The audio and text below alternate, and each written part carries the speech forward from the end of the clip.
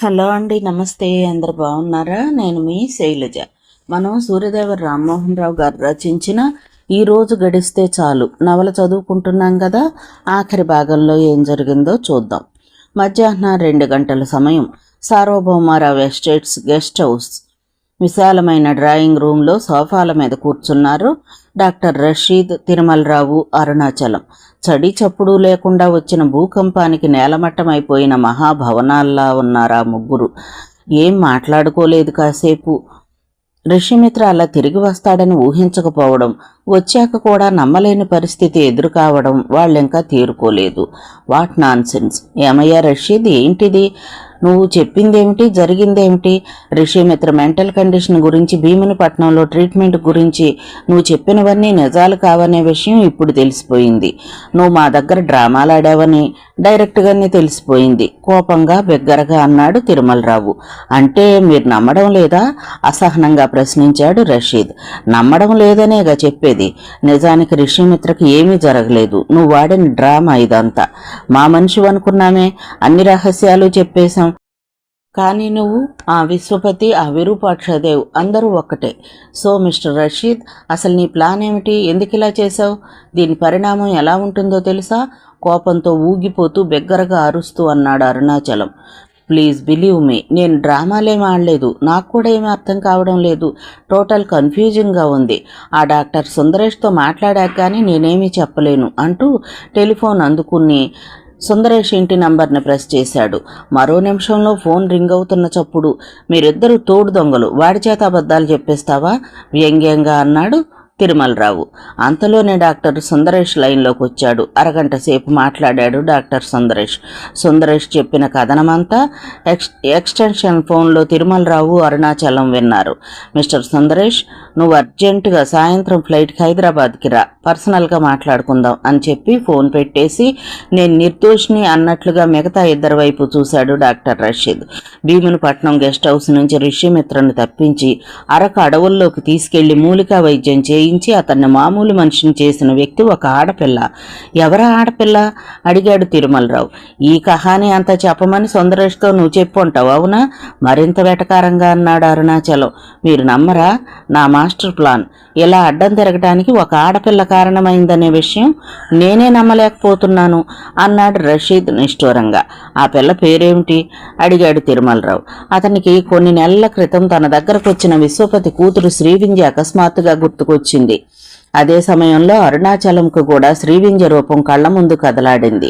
My dear friends, ఈ సమయంలో మన తెలివితేటలే గొప్పవనే విషయం అసత్యమని రుజువైంది. నాకిప్పుడు ఎక్కడ ఎలా జరిగిందో క్రమంగా తెలుస్తుంది. ముందు మన పరిధుల్ని, వ్యక్తుల గురించి ఆలోచిద్దాం. విశ్వపతిని మనం ఇంతవరకు పట్టించుకోలేదు. సార్వభౌమారావుకి విశ్వపతి ఎంత నమ్మిన బంటో మనకు తెలుసు. అదును చూసి సరైన దెబ్బ కొట్టాడు ఆ విశ్వపతి తన కూతురు ద్వారా. ఇప్పుడు జాగ్రత్త పడితేనే మనం బతికి పట్టకట్టేది. చాలా సీరియస్గా తన బాధను, విశ్వపతి మీద కసిని వ్యక్తం చేశాడు డాక్టర్ రషీద్. పరిస్థితి చూచాయిగా అర్థం కావడంతో మిగతా ఇద్దరూ మౌనంగా మారిపోయారు. డాక్టర్ సుందరేష్ వచ్చాక మరికొన్ని విషయాలు తెలుస్తాయి. అప్పుడు మనం ఏం చెయ్యాలో ఆలోచిద్దాం అన్నాడు డాక్టర్ రషీద్ సిగరెట్ పొగను రింగురింగులుగా వదులుతూ. నాకు డౌట్ అన్నాడు అరుణాచలం. ఏమిటి అన్నాడు తిరుమలరావు. పిచ్చివాడిగా ఎందుకు? కొరగాని వాడిలా తయారైపోయాడనుకున్న ఋషిమిత్ర ఇంత త్వరలో ఎలా బాగుపడ్డాడు అని. అదే నమ్మశక్యం కాకుండా ఉంది. ఎక్కడ ఏ మిరాకిల్ ఎలా జరిగిందో అర్థం కావడం లేదు. ఏ మెడిసిన్స్ మళ్ళీ అతన్ని మామూలు మనిషిని చేశాయి? అలాంటి మెడిసిన్స్ ప్రపంచంలో ఉన్నాయా? ఎందరినో పిచ్చివాళ్లుగాను బుద్ధిమంతులుగాను మార్చిన డాక్టర్ రషీద్ సందేహంగా అన్నాడు. మరో 20 నిమిషాల తర్వాత ఆ ముగ్గురు మనసుల్లోనూ ఉన్న సందేహాలు, భయాలు తొలగిపోయాయి. ముగ్గురు బయటకు నడిచి కారెక్కారు.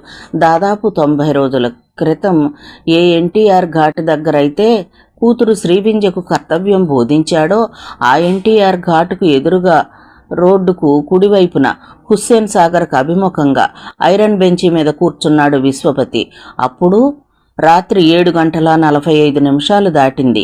ఎదురుగా కొంచెం దూరంలో శ్రీవింధ్య సాలోచనగా పచార్లు చేస్తోంది. ఆ ఉదయాన్నే ఆమె విశాఖ నుండి హైదరాబాద్కు వచ్చింది. జరిగినదంతా తండ్రికి చెప్పింది. బాగుపడ్డ ఋషిమిత్రతో కలిసి అతన్ని తీసుకుని నీ దగ్గరకు వద్దామనుకున్నాను, కానీ నేను అనుకున్నదొకటి అయినదొకటి. ఋషిమిత్ర వాళ్ల చేతుల్లో పెడితే ఈసారి బతకనివ్వరు. బాధ భయంతో కూడుకున్న నెర్వస్నెస్కి లోనవుతూ అన్నది శ్రీవింధ్య. నువ్వు ఋషిమిత్రను మామూలు మనిషిని చేశావా లేదా? గంభీరంగా వినిపించింది విశ్వపతి గొంతు. పక్కనున్న విశాలమైన రోడ్డు మీద ట్రాఫిక్ రద్దీగానే ఉంది. కొంచెం దూరంలో లుంబినీ పార్క్ దగ్గర చిన్నపిల్లల సందడి ఆహ్లాదంగా ఉంది. ఆ విషయంలో నేను ఒక నిర్ణయానికి రాలేకపోతున్నాను. ఎందుకంటే జరిగినదంతా మీకు చెప్పాను. ఒక ఆడపిల్ల తండ్రి దగ్గర రహస్యంగా ఉంచాల్సిన విషయాలను కూడా మిమ్మల్ని మార్గదర్శిగా భావించి విపులీకరించాను. నాతో అతను సంగమించాక అతడిని నేను కలుసుకోలేదు. ఆ తరువాత ఋషిమిత్రలో జరిగిన మానసిక మార్పులు నాకు తెలియవు, సందిగ్ధంగా అంది శ్రీవింధ్య. విశ్వపతి ఆమె సందిగ్ధతకు వెంటనే బదులివ్వలేదు. కాసేపయ్యాక ఇప్పుడేం చెయ్యాలనుకుంటున్నావు? కూతుర్ని ప్రశ్నించాడాయన. ఏం చెయ్యాలో తోచడం లేదు వెంటనే అన్నదామె. పిచ్చిపిల్ల, నీ మానసిక పరిస్థితి ప్రస్తుతం నాకిప్పుడు బాగా అర్థమైంది. ఎప్పుడు అనితర సాధ్యమైన విజయాన్ని మాత్రమే కోరుకునే నువ్వు సాధించిన విజయం నీకు స్పష్టంగా కనిపించకపోవడం వల్ల ఓడిపోయాననుకుంటున్నావు, అవునా? కానీ నిజానికి నువ్వు ఓడిపోలేదు. ఆ రోజు నువ్వు నాకు ఏ వాగ్దానం చేశావో ఆ వాగ్దానాన్ని నువ్వు నెరవేర్చావు. ఎస్ అంటూ కూతురు శ్రీవింధ్య కళ్లల్లోకి ప్రేమగా చూశాడు అతను. నేను విజయాన్ని సాధించానా? ఏంటి డాడీ, నా మొండి పట్టుదల గురించి తెలిసిన నువ్వు నాలోని నిరాశను పోగొట్టడానికి ఈ మాటలు అంటున్నావే తప్ప నిజానికి ఏదో చెప్పబోతోంది శ్రీవింధ్య. లేదమ్మా, ఈ భూగోళంలో మనిషి కనిపెట్టిన గొప్ప శాస్త్రాల్లో ఒక శాస్త్రం సైకాలజీ. ఆ మానసిక శాస్త్రం అభివృద్ధి చెంది ఉండకపోతే ఇప్పటి మానవ ప్రపంచం ఎంత భయంకరంగా ఉండేదో తెలుసా? సైకాలజీ శాస్త్రం అంటే మనిషి తత్వాన్ని విశదీకరించేదే కాదు, మనిషి మనసులోని ప్రతి కార్నర్లోని అనుభూతిని అవగాహనను తేటతెల్లం చేసేది. దానికి నిపుణత పరిపక్వత కావాలి. నీకు నిపుణత ఉంది కానీ పరిపక్వత రాలేదు. అందుకే నువ్వు భగవద్గీతలోని అర్జునుడిలా కొట్టుమిట్టాడుతున్నావు, చిన్నగా నవ్వుతూ అన్నారాయన. మీరు చెబుతున్నది చెప్పేది నాకేదీ అర్థం కావడం లేదు అంది శ్రీవింధ్య తండ్రికేసి విస్మయంగా చూస్తూ. నువ్వు ఋషిమిత్రతో కలిసి వాస్తవ ప్రపంచంలో చవిచూసిన అనుభవాలను విశదీకరిస్తాను విను. అప్పుడు ఋషిమిత్ర పరిస్థితి ఎలా ఉందో అతనేమయ్యాడో నీకే తెలుస్తుంది అంటూ చెప్పసాగాడు విశ్వపతి.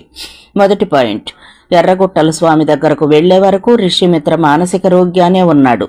అప్పటి వరకు నువ్వనే వ్యక్తి గురించి అతనికేమీ తెలియదు. రెండో పాయింట్, అక్కడ ఆశ్రమంలో ఎర్రగుట్టల స్వామి చేసిన మూలికా వైద్యం కారణంగా అతనిలో కొంత మానసిక స్వస్థత చేకూరింది.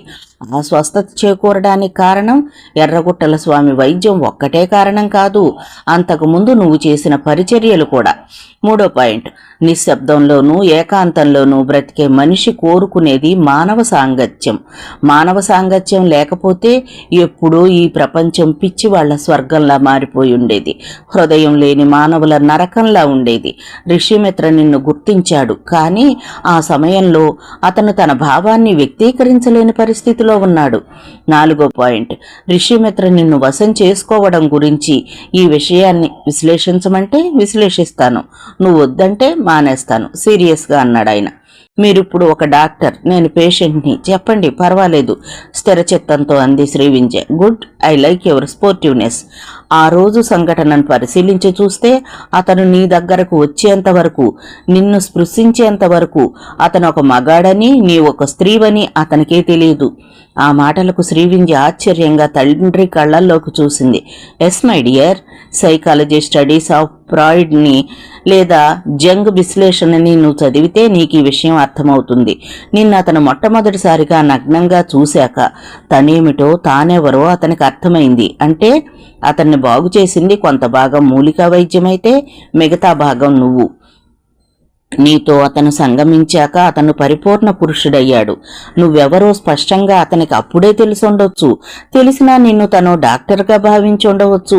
చెప్పడం ఆపి ఆశ్చర్యంగా తన వైపే చూస్తున్న శ్రీవింధ్య వైపు చూశాడు విశ్వపతి. నేనెవరో అతనికి స్పష్టంగా తెలిసినా తెలియకపోయినా కనీసం మాట మాత్రంగానైనా చెప్పకుండా అతను ఎందుకు వెళ్ళిపోయాడు?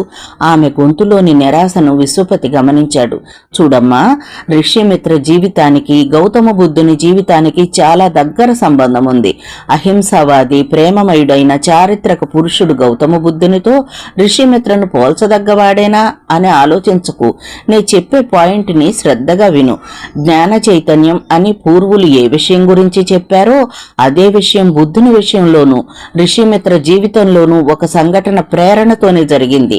ఆ సంఘటన వ్యామోహం. బుద్ధుడు తెలిసిన వ్యామోహంలోంచి బయటపడ్డాడు. ఋషిమిత్ర వ్యామోహంలో నుంచి తనను తాను తెలుసుకున్నాడు. నేనిక్కడ అవతార పురుషత్వం గురించి చెప్పడం లేదు, మానవత్వం గురించి చెప్తున్నాను. అలాగే మహాత్మా గాంధీ జీవితంలో తనకు రెండు వైపులా ఇద్దరు యువతుల్ని నగ్నంగా పడుకోబెట్టుకుని తనను తాను టెస్ట్ చేసుకునేవాడని చెబుతూ ఉంటారు. అదెంతవరకు నిజమో తెలియదు. ఒకవేళ నిజమే అయితే తరచి చూస్తే ఇది కూడా అలాంటిదే. మామూలు మనుషులకు ఈ సంఘటనలలో పరమార్థం కనిపించదు, పదార్థమే కనిపిస్తుంది. పదార్థం ఎప్పుడూ భౌతికవాదమే. మెటీరియలిజం కన్నా గొప్పది సైకాలజీ. అసలు పాయింట్కి వచ్చాడు విశ్వపతి. చాలా గొప్ప విషయాన్ని చాలా సున్నితంగా చెప్పారు. కానీ ఇప్పుడు నా పరిస్థితి ఏమిటి? నేను ఋషిమిత్రను మనిషిని చేశానా లేదా? ఆ విషయం రుజువైన క్షణం నేను అతన్ని మర్చిపోతాను. మీకు ఇచ్చిన వాగ్దానాన్ని నెరవేర్చానన్న సంతృప్తితో నా ఫ్యూచర్ ప్లాన్స్ నేను వేసుకుంటాను, దృఢమైన నిర్ణయంతో అంది శ్రీవింజ. అంటే ఋషిమిత్ర మీద మరే విధమైన కాంక్ష, ఇష్టత నీకు లేదా? ఆశ్చర్యంగా అడిగాడు ఆయన. లేదు, ఉండాల్సిన అవసరం లేదు. మనిషిని బతికించటానికి ఒక డాక్టర్ ఏం చేస్తాడో ఋషిమిత్ర మనసును బతికించటానికి అదే విధంగా చేశాను అంది శ్రీవింజ. అది వింటూనే విశ్వపతి ఆశ్చర్యానికి లోనయ్యాడు. ఇక శ్రీవింజ విషయానికి వస్తే ఆమె అనటం అయితే అలా అనేసింది, కానీ ఆమె ఎప్పుడో ఋషిమిత్రను తన గుండె గోడల మధ్య బంధించి వేసింది. దట్టమైన చీకట్లను చీల్చుకుంటూ రోడ్డు పక్కనున్న నియాన్ లైట్ల వెలుగుతున్నాయి.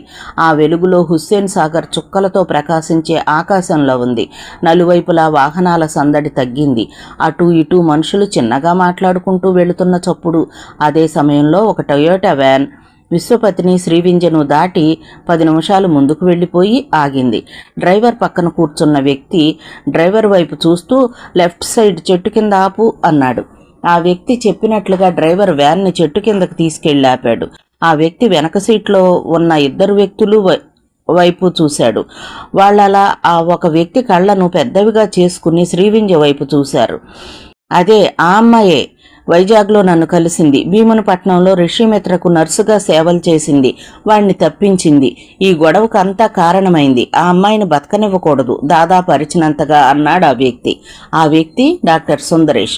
డాక్టర్ సుందరేష్ ఆ సాయంత్రమే వైజాగ్ నుంచి ఫ్లైట్లో ఆదరాబాదరా వచ్చి అక్కడ జరిగిన విషయాలన్నీ పూసగుచ్చినట్లుగా చెప్పాడు. సుందరేష్ కథనం విన్న తరువాత డాక్టర్ రషీద్, అరుణాచలం, తిరుమలరావు ఆలోచనలన్నీ విశ్వపతి చుట్టూ, విశ్వపతి కూతురైన శ్రీవింజ చుట్టూ తిరగసాగాయి. వెంటనే విశ్వపతి ఇంటికి డాక్టర్ రషీద్ స్వయంగా ఫోన్ చేశాడు. వైజాగ్ నుంచి అమ్మాయి వస్తే ఇద్దరూ కలిసి ట్యాంక్ బండ్ వైపు వెళ్లారు. విశ్వపతి భార్య చెప్పిన మీద వాళ్ళిద్దరిని వెతుక్కుంటూ అక్కడికి వచ్చారు వాళ్ళు. తొందరపడకు సుందరేష్, ఏం చెయ్యాలో నాకు తెలుసు అంటూ సిగరెట్ వెలిగించాడు డాక్టర్ రషీద్. నువ్వు అబద్ధం ఆడుతున్నావు అన్నాడు విశ్వపతి. అబద్ధమా? నేనా? ఏ విషయంలో? అమాయకంగా అడిగింది శ్రీవింజ. ఋషిమిత్రను మళ్లీ మనిషిని చేసింది అతని మీద ఏ విధమైన కాంక్ష లేకుండానే అంటావు. తండ్రి వేసిన ప్రశ్నకు సూటిగా జవాబు చెప్పలేక దూరంగా కనిపిస్తున్న తెలుగు తల్లి విగ్రహం వైపు చూస్తూ ఉండిపోయింది శ్రీవింజ.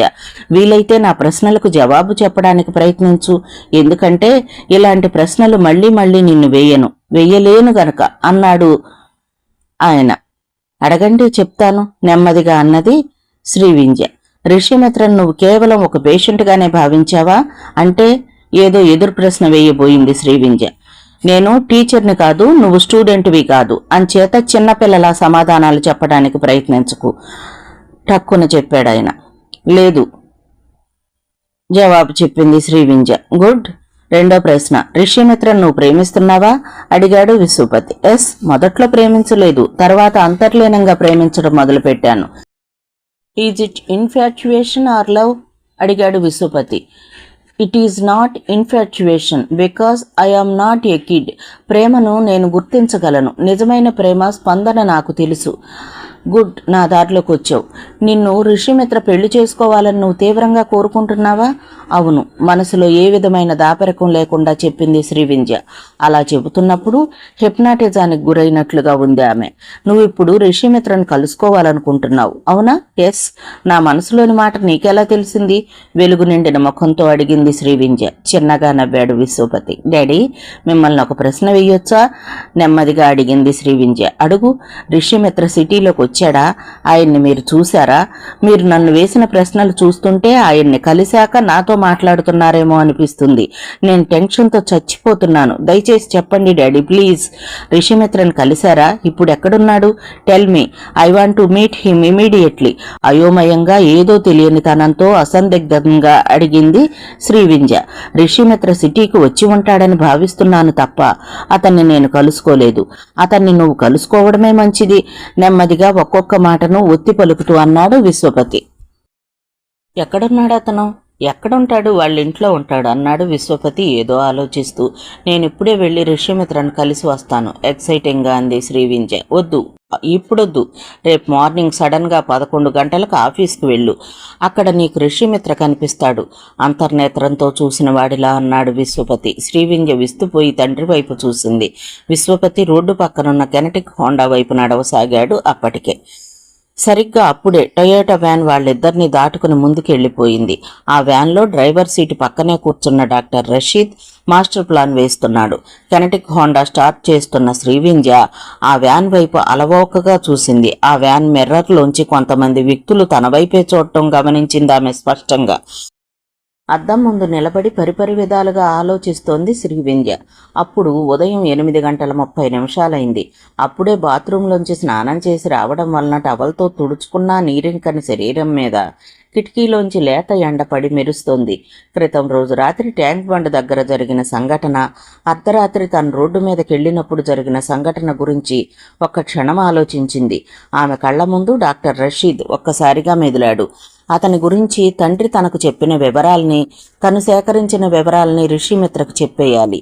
ఎవరైతే సార్వభౌమరావు ఎస్టేట్స్ని గుప్పెట్లోకి తీసుకుని ఋషిమిత్రను మాయం చేసి ఆధిపత్యం చెలాయించాలనుకున్నారో వాళ్ళందరి యాక్టివిటీస్ విషయమై తాను అప్పట్లో సేకరించిన వివరాలన్నింటినీ విడివిడిగా ఫైల్స్గా తయారు చేసింది. ఆ ఫైల్స్ని ఋషిమిత్రకు పర్సనల్గా ఇవ్వాలి. అలాగే వైజాగ్లోని డాక్టర్ సుందరేష్ వ్యవహారం, భీమునిపట్నం గెస్ట్ హౌస్లో ఋషిమిత్ర ఎలాంటి అధ్వాన పరిస్థితిలో ఉన్నప్పుడు తాను వెళ్ళింది, ఎలాంటి బాధలు పడింది అన్ని ఋషిమిత్రకు స్వయంగా చెప్పేయాలి.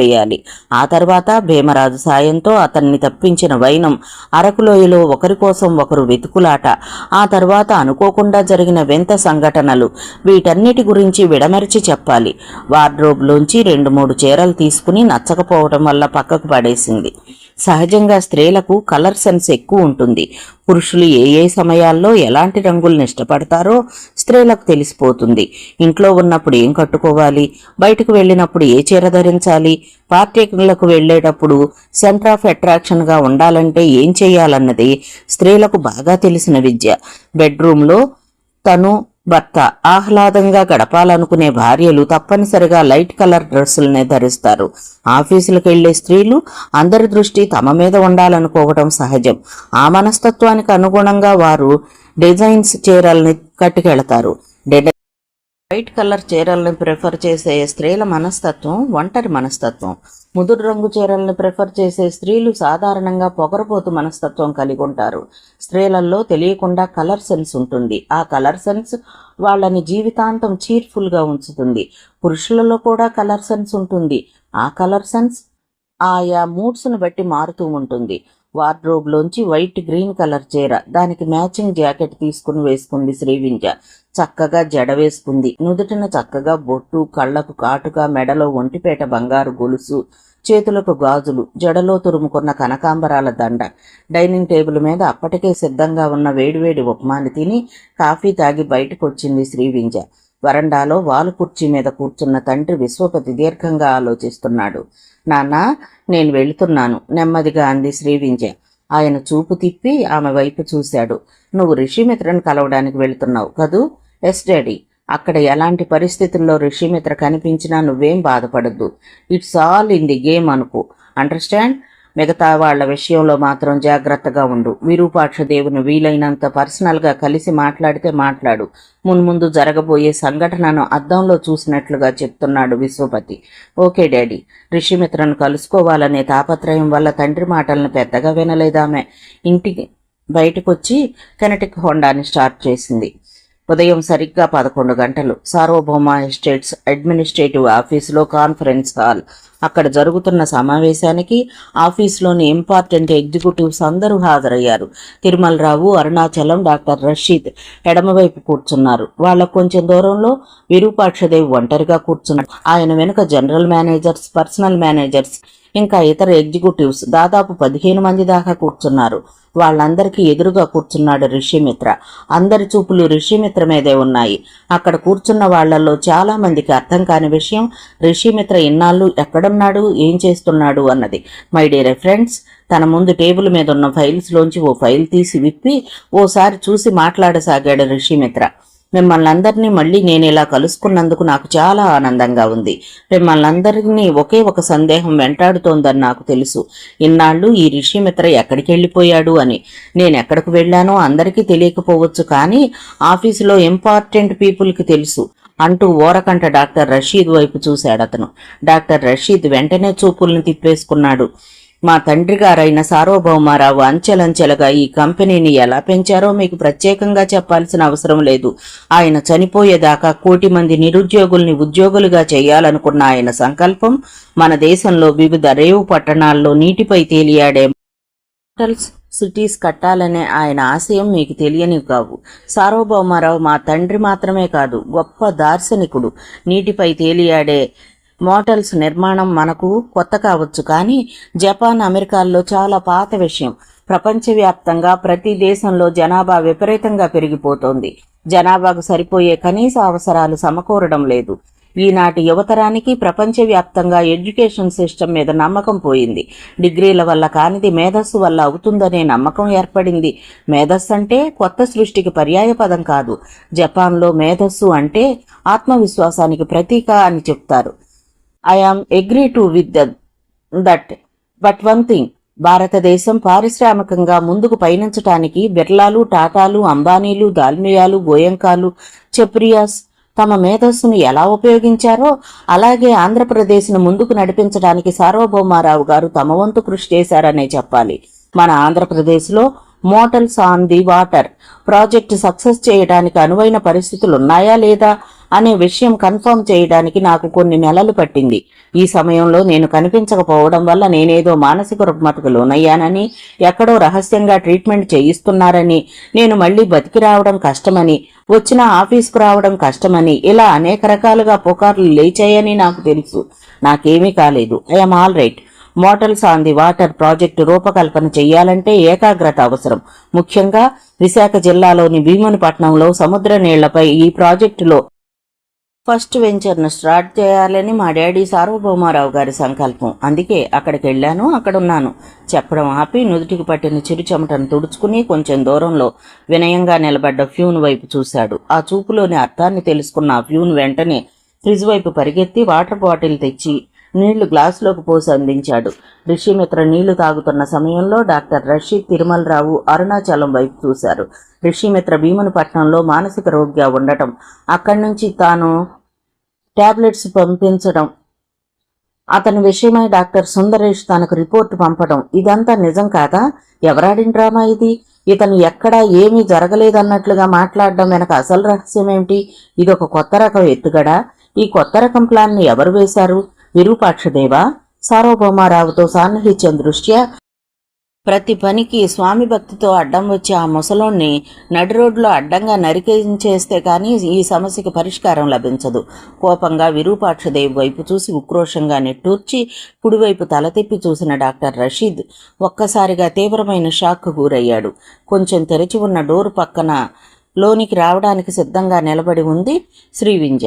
డాక్టర్ రషీద్తో పాటు తిరుమలరావు, అరుణాచలం కూడా శ్రీవింజను చూడగానే నోట మాట రాకుండా మ్రాన్పడిపోయారు. శ్రీవింజ ఒక అడుగు ముందుకేసి కుడివైపు చూసింది. ఋషిమిత్ర ఇంకా ఆమెను చూడలేదు. ఆమె ఎవరో తెలియక పర్మిషన్ లేకుండా అలా వస్తున్న శ్రీవింధ్యను వారించబోయి ఎందుకో ఆగిపోయాడు సెక్యూరిటీ ఆఫీసర్. కన్నురెప్పలు ఆర్పకుండా అలాగే అప్రతిభురాలై రిషిమిత్ర వైపు చూస్తోంది శ్రీవింధ్య. డాక్టర్ రషీద్, అరుణాచలం, తిరుమలరావు శ్రీవింధ్యను చూడగానే పక్కలో బాంబు పడ్డట్టుగా ఫీల్ అయ్యారు. మరీ ముఖ్యంగా డాక్టర్ రషీద్ అప్పటికప్పుడు జ్వరం వచ్చిన వాళ్ళ అయిపోయాడు. రిషిమిత్ర ఆ పరిణామాలను ఏమాత్రం గమనించకుండా అప్పటి వరకు చెప్పిన విషయాన్ని ఆపి ఏదో రెఫరెన్స్ కోసం ఫైల్ తిరగేస్తున్నాడు. అతను తల వంచుకుని ఫైల్ను తిరగేస్తున్న సమయంలోనే డాక్టర్ రషీద్ రిషిమిత్ర వైపు ఓసారి, మిగతా ఇద్దరి వైపు ఓసారి చూసి గబుక్కున లేచి సూటిగా శ్రీవింధ్య కళ్లల్లోకి కోపంగా చూస్తూ ఆమె పక్క నుంచే హాల్లోంచి బయటకొచ్చాడు. ఏయ్ ఇలారా అని అక్కడ ఉన్న ఫ్యూన్ని గొంతు తగ్గించి పిలిచాడు. ఆ ఫ్యూన్ గబుక్కున ముందుకెళ్లాడు.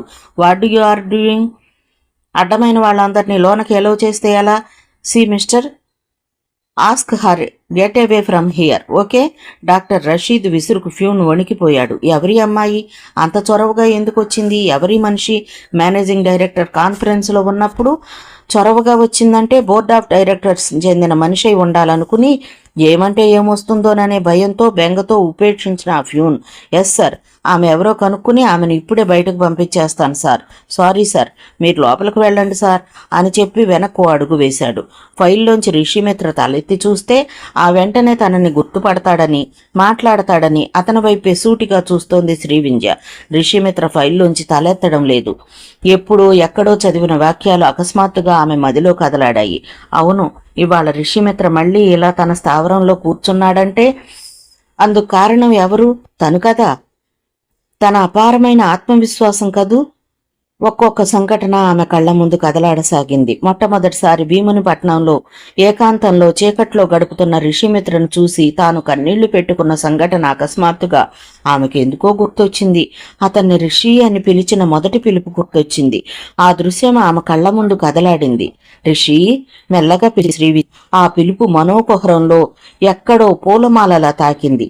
ఆ పిలుపు స్వప్నాల మధ్య, సత్యాల మధ్య, నిశీది అనీసీదుల మధ్య, శుప్తాల మధ్య తేలియాడుతున్న రిషిమిత్ర మనసు ఒక్క క్షణం సేపు తెప్పరిల్లింది. ఆ సమయంలో రిషిమిత్ర తన పేరు తానే మర్చిపోయాడు. తలెత్తి చూశాడు. అతను ఎదురుగా తండ్రి కాదు, ఎవరో అపరిచిత వ్యక్తి, ఆడమనిషి. తల్లి కాదు కదా. గబుక్కున లేచి కూర్చున్నాడు. ఏమిటి, ఆకలేస్తోందా? బెడ్ మీద కూర్చుని రిషిమిత్ర చేతిని తన చేతుల్లోకి తీసుకుందామే. ఆకలా అంటే ఆమె కళ్లల్లోకి సూటిగా చూస్తూ అడిగాడు అతను. శ్రీవింధ్య కళ్ళు మేఘాల్లా వర్షించసాగాయి. ఒక్క క్షణం అంటే రిషిమిత్ర ఆకలి దాహానికి కూడా తేడా తెలియని స్థితిలో ఉన్నాడన్నమాట. టీపాయ్ మీద ఉన్న పాల గ్లాసు వైపు నడిచి ఆ పాల గ్లాసును అందుకుందామే. ఆ దృశ్యం ఒక్కసారిగా కళ్ల ముందు కదలాడగా బరువుగా నిట్టూర్చింది శ్రీవింధ్య. ఇంకా అతను ఫైల్లోంచి తల పైకెత్తలేదు. మళ్ళీ ఇంకొక దృశ్యం ఆమె కళ్ల ముందు కదలాడింది. భీమునిపట్నం సముద్రం ఒడ్డున ఇసుక తిన్నెల మీద రిషిమిత్ర కోసం తాను వెతుకుతున్న దృశ్యం అది. కుక్క పిల్లల రిషిమిత్ర పడుకున్నాడు. రిషి మెల్లగా పిలుస్తూనే అతని భుజం మీద చెయ్యి వేసింది. అప్పుడు అకస్మాత్తుగా జరిగింది ఊహించని పరిణామం. రిషిమిత్ర దెబ్బతిన్న పులిలా పైకెగిరి శ్రీవింధ్య మీద పడి ఆమెను ఇష్టం వచ్చినట్లుగా కొట్టాడు. జుట్టు పట్టుకుని ఈడ్చేశాడు. అతను ఆ సమయంలో మనిషిగా కనిపించలేదు, ఉన్మాదిలా ఉన్నాడు. రెండు చేతులతో ఆమె గొంతు పట్టుకుని పిసికేస్తూ నిన్ను చంపేస్తా అంటూ కేకలేస్తున్నాడు. అప్పుడు శ్రీవింధ్య భయంగా తనని రక్షించమంటూ అరిచింది. ఆ అరుపుకి సెక్యూరిటీ గార్డ్స్ తో పాటు సుందరేష్ కూడా అక్కడికి వచ్చాడు. ఆ తర్వాత 2 రోజుల తర్వాత జరిగిన సంఘటన కూడా ఆమెకు చటుక్కున గుర్తుకొచ్చింది. నన్నెందుకు రక్షించాలి? ఎవరి కోసం రక్షిస్తావు? నా కోసం ఎవరున్నారు? రిషిమిత్ర కనురెప్పల మాటున చిన్న తడి. అతను వెనక రగిలే బాధను అర్థం చేసుకోగలుగుతోంది శ్రీవింధ్య. మీకోసం నేనున్నాను ఋషి. మీకోసం సార్వభౌమారావు ఎంపైర్లో పనిచేసే ప్రతి ఒక్క వ్యక్తి ఎదురు చూస్తున్నాడు. మీ ఆరోగ్యం బాగాలేదని, అందుకు ట్రీట్మెంట్ పొందుతున్నారని మాత్రమే వాళ్లకు తెలుసు. మీరు రహస్యంగా బందికానాలో ఉన్నారనే విషయం వాళ్లకు తెలియదు. ఆ సమయంలో రిషిమిత్రకు తను అన్నం ముద్దలు తినిపించిన దృశ్యం గుర్తొచ్చింది ఆమెకు. ఆ తర్వాత అరకులోయల్లోకి రిషిమిత్రను తాను తీసుకెళ్లిపోయాక జరిగిన సంఘటనలన్నీ కళ్ల ముందు కదలాడుతూ ఉన్నాయి. ముఖ్యంగా ఆ రోజు ఎర్రగుట్టల స్వామి ఆశ్రమంలో రిషిమిత్ర చేష్టలు ఆమెకు వింతగా ఉన్నాయి. అతని చేతులు ఆమె భుజాల మీద బొగ్గల దగ్గరకొచ్చాయి. పల్చని ఎరుపు మెరుపు మెరుస్తున్న ఆ బొగ్గల వైపు, ఎర్రగా మెరుస్తున్న పెదవుల వైపు ఒక్క క్షణం చూసి నెమ్మదిగా తన పెదవులను ముందుకు జరిపాడు రిషిమిత్ర. ఏం చెయ్యబోతున్నాడితను? అతను నన్ను ముద్దు పెట్టుకోబోతున్నాడు అనే విషయం ఆమె స్పృహలోకి రాగానే సంతోషంతో ఉక్కిరిబిక్కిరైపోయింది శ్రీవింధ్య. దానికి కారణం ముద్దు పెట్టుకోవాలనే వాంఛ అతనికి వచ్చిందంటే అతనిలోని మానసిక రుగ్మత నయమైపోయి ఉండాలి. ఆమెకు ఆలోచించడానికి సమయాన్నివ్వలేదు రిషిమిత్ర. అంతలోనే అతని పెదవులు ఆమె పెదవుల్ని గట్టిగా చుంబించాయి. తన దేహంలోని శక్తినంతా ఎవరో లాగివేస్తున్న మధురమైన శక్తి. అలా తనను గాఢంగా చుంబిస్తున్న రిషిమిత్ర చేష్టలను ఓరకంట గమనిస్తోంది శ్రీవింధ్య. ఆ సమయంలో అతని ఉచ్ఛ్వాస నిశ్వాసలు గాఢం కావటం, అతని ముక్కుపుటాల్లోంచి వేడి గాలి ఆమె ఎదభాగానికి తగిలి గిలిగింతలు కలిగించటం, అంతా ఏదో వింత. 2 క్షణాలు గడిచాక స్త్రీ సహజమైన సిగ్గు ఒక్కసారిగా శ్రీవింధ్యను ఆక్రమించుకోగా వెనక్కి జరగబోయి పక్కకు తూలిపడింది. ఆ సమయంలో ఆమె చెయ్యి వెదురు తడికతో చేసిన తలుపు తగిలి ముందుకు జరిగింది. ఎవరో గొళ్ళెం పెట్టినట్లుగా ద్వారబంధం మూసుకుపోయింది. గదిలో మసక చీకటి. పడిపోతున్న ఆమెను పట్టుకుని నేల మీదకు జార్చాడు రిషి. ఆ సమయంలో అతని చేతుల్లో ఆమె చీర పూర్తిగా వచ్చేసింది. రిషి, ఏమిటిది? నాలుక చివరి వరకు వచ్చిన మాట మధ్యలోనే ఆగిపోయింది. దానికి కారణం ఎర్రగుట్టల స్వామి చెప్పిన హితోపదేశం. కాసేపయ్యాక అలికి ముగ్గులు పెట్టిన నేల మీద వివస్త్రగా ఉందా శ్రీవింధ్య. ఆమె పక్కనే రిషిమిత్ర. అతను వివస్త్రుడై ఉన్నాడు. కొంతవరకు అతను చేస్తున్న చేష్టలను గమనించిన శ్రీవింధ్య ఆ తరువాత ఆ పరిస్థితులు తెచ్చిన అనుభూతికి గురైపోయింది. తనను తాను కంట్రోల్ చేసుకోవాలనే స్త్రీ సహజమైన తపన, రిషిమిత్ర ప్రవర్తించే ఎలాంటి ప్రవర్తనకైనా అడ్డు చెప్పకూడదని ఎర్రగుట్టల స్వామి విధించిన నిబంధన, రిషిమిత్రను ఎలాగైనా రక్షించాలనే తన దృఢ సంకల్పం, తన తండ్రి విశ్వపతి చెప్పిన మాటలు అన్నీ ఒక్కటొక్కటిగా గుర్తొచ్చాయి శ్రీవింధ్యకు. ఒక పక్క శ్రీవింధ్య ఆలోచనలతో కొట్టుమిట్టాడుతూ ఉండగానే వేరొక పక్క ఋషి ఆమెను పూర్తిగా ఆక్రమించుకున్నాడు. అతని ముఖంలోకి చూడలేక కళ్ళు మూసుకుంది శ్రీవింధ్య. ఆ కళ్ళు మూసుకున్న దృశ్యం అకస్మాత్తుగా గుర్తుకు రాగా ప్రస్తుతం ఉన్న టెన్షన్లో కూడా సిగ్గు ముంచుకొచ్చింది శ్రీవింధ్యకు. కళ్ల ముందు తెల్లని మబ్బులు దూదిపింజల్లా కనిపిస్తున్నాయి. సరిగ్గా అదే సమయంలో తన పక్కకొచ్చి నుంచున్న ప్యూన్ వైపు చూసింది శ్రీవింధ్య. ఎవరు కావాలి మీకు? లోపలికి రావడానికి పర్మిషన్ ఎవరిచ్చారు? వెళ్ళిపోండి, బయటకు వెళ్ళిపోండి. అనవసరంగా లోపలికొచ్చి మా ఉద్యోగాలు ఎందుకు పోగొడతారు? వెళ్ళమ్మా వెళ్ళు. కోపాన్ని మేళవించిన గొంతుతో చికాగ్గా అన్నాడు అతను. మొదట ఆమెకు ఆ ఫ్యూన్ ఏం చెబుతున్నాడో అర్థం కాలేదు. అర్థం కాగానే మొహంలోకి సర్రమని కోపం ప్రవేశించింది. నువ్వేం మాట్లాడుతున్నావో తెలుసా? చాలా అసహనంగా అడిగింది శ్రీవింధ్య. తాను బెదిరించగానే భయపడిపోయి క్షమాపణలు చెప్పి బయటికెళ్లిపోతుందని ఊహించుకుని రెచ్చిపోయిన ఫ్యూన్ ఆమె సీరియస్ గా రియాక్షన్లోకి వచ్చేసరికి షాక్ తిన్నాడు. వెంటనే ఎదురుగా బోర్డు మీటింగ్. సాక్షాత్తు చైర్మన్ ప్రసంగిస్తున్న అతి ముఖ్యమైన సమావేశం అది. గట్టిగా అరవడానికి వీల్లేదు. స్త్రీల పట్ల అసభ్యంగా, సంస్కార రహితంగా ప్రవర్తించిన వారిని ఆ క్షణమే డిస్మిస్ చేసిన సందర్భాలు గతంలో చాలా ఉన్నాయి. ఫ్యూన్కి ఏం చెయ్యాలో కొద్ది క్షణాలు అర్థం కాలేదు.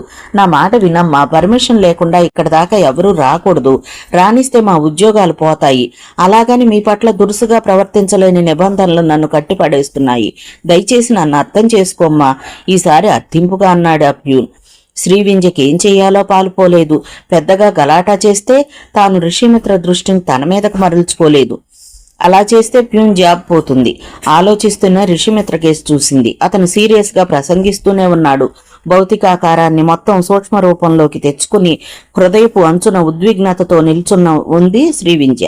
నిజాయితీ, నీతి, దేశభక్తి అనే సహజాతి మానవ లక్షణాల్ని మానవుల్లో ప్రోధి చేయటానికి కూడా చట్టాలు లేని స్థితికి జారిపోయింది ఈ దేశం. ఒకరిని మించి పిల్లల్ని కన్నా, లంచాలు తీసుకున్నా, పని శ్రద్ధగా చెయ్యకపోయినా, కూర్చున్నా ఉరితీసేలా చట్టాలు రావాలి. అప్పుడు గాని ఈ దేశం బాగుపడదు. ప్రభుత్వోద్యోగులు లంచాలు తింటున్నారని అనకూడదట. లంచాలు తింటున్నారని మన సీఎం ఢిల్లీలో అంటే వీళ్ళకు కూడా ఉక్రోషాలు. మరేం చెయ్యాలి? లంచాలు బాగా తిని ప్రభుత్వ ఖజానా గండి కొడుతుంటే దాన్ని చూసి మెచ్చుకోలుగా అవార్డులు ఇవ్వాలేమో. లంచాలు తింటున్నామని ఏ బేస్తో అంటున్నారని వీళ్ల నిగ్గుబాటు. లంచాల విషయంలో పడి కొట్టుకుంటున్న ప్రజలను అడిగితే ఆ బేస్ ఏమిటో పాత చెప్పులతో సమాధానం చెబుతారు.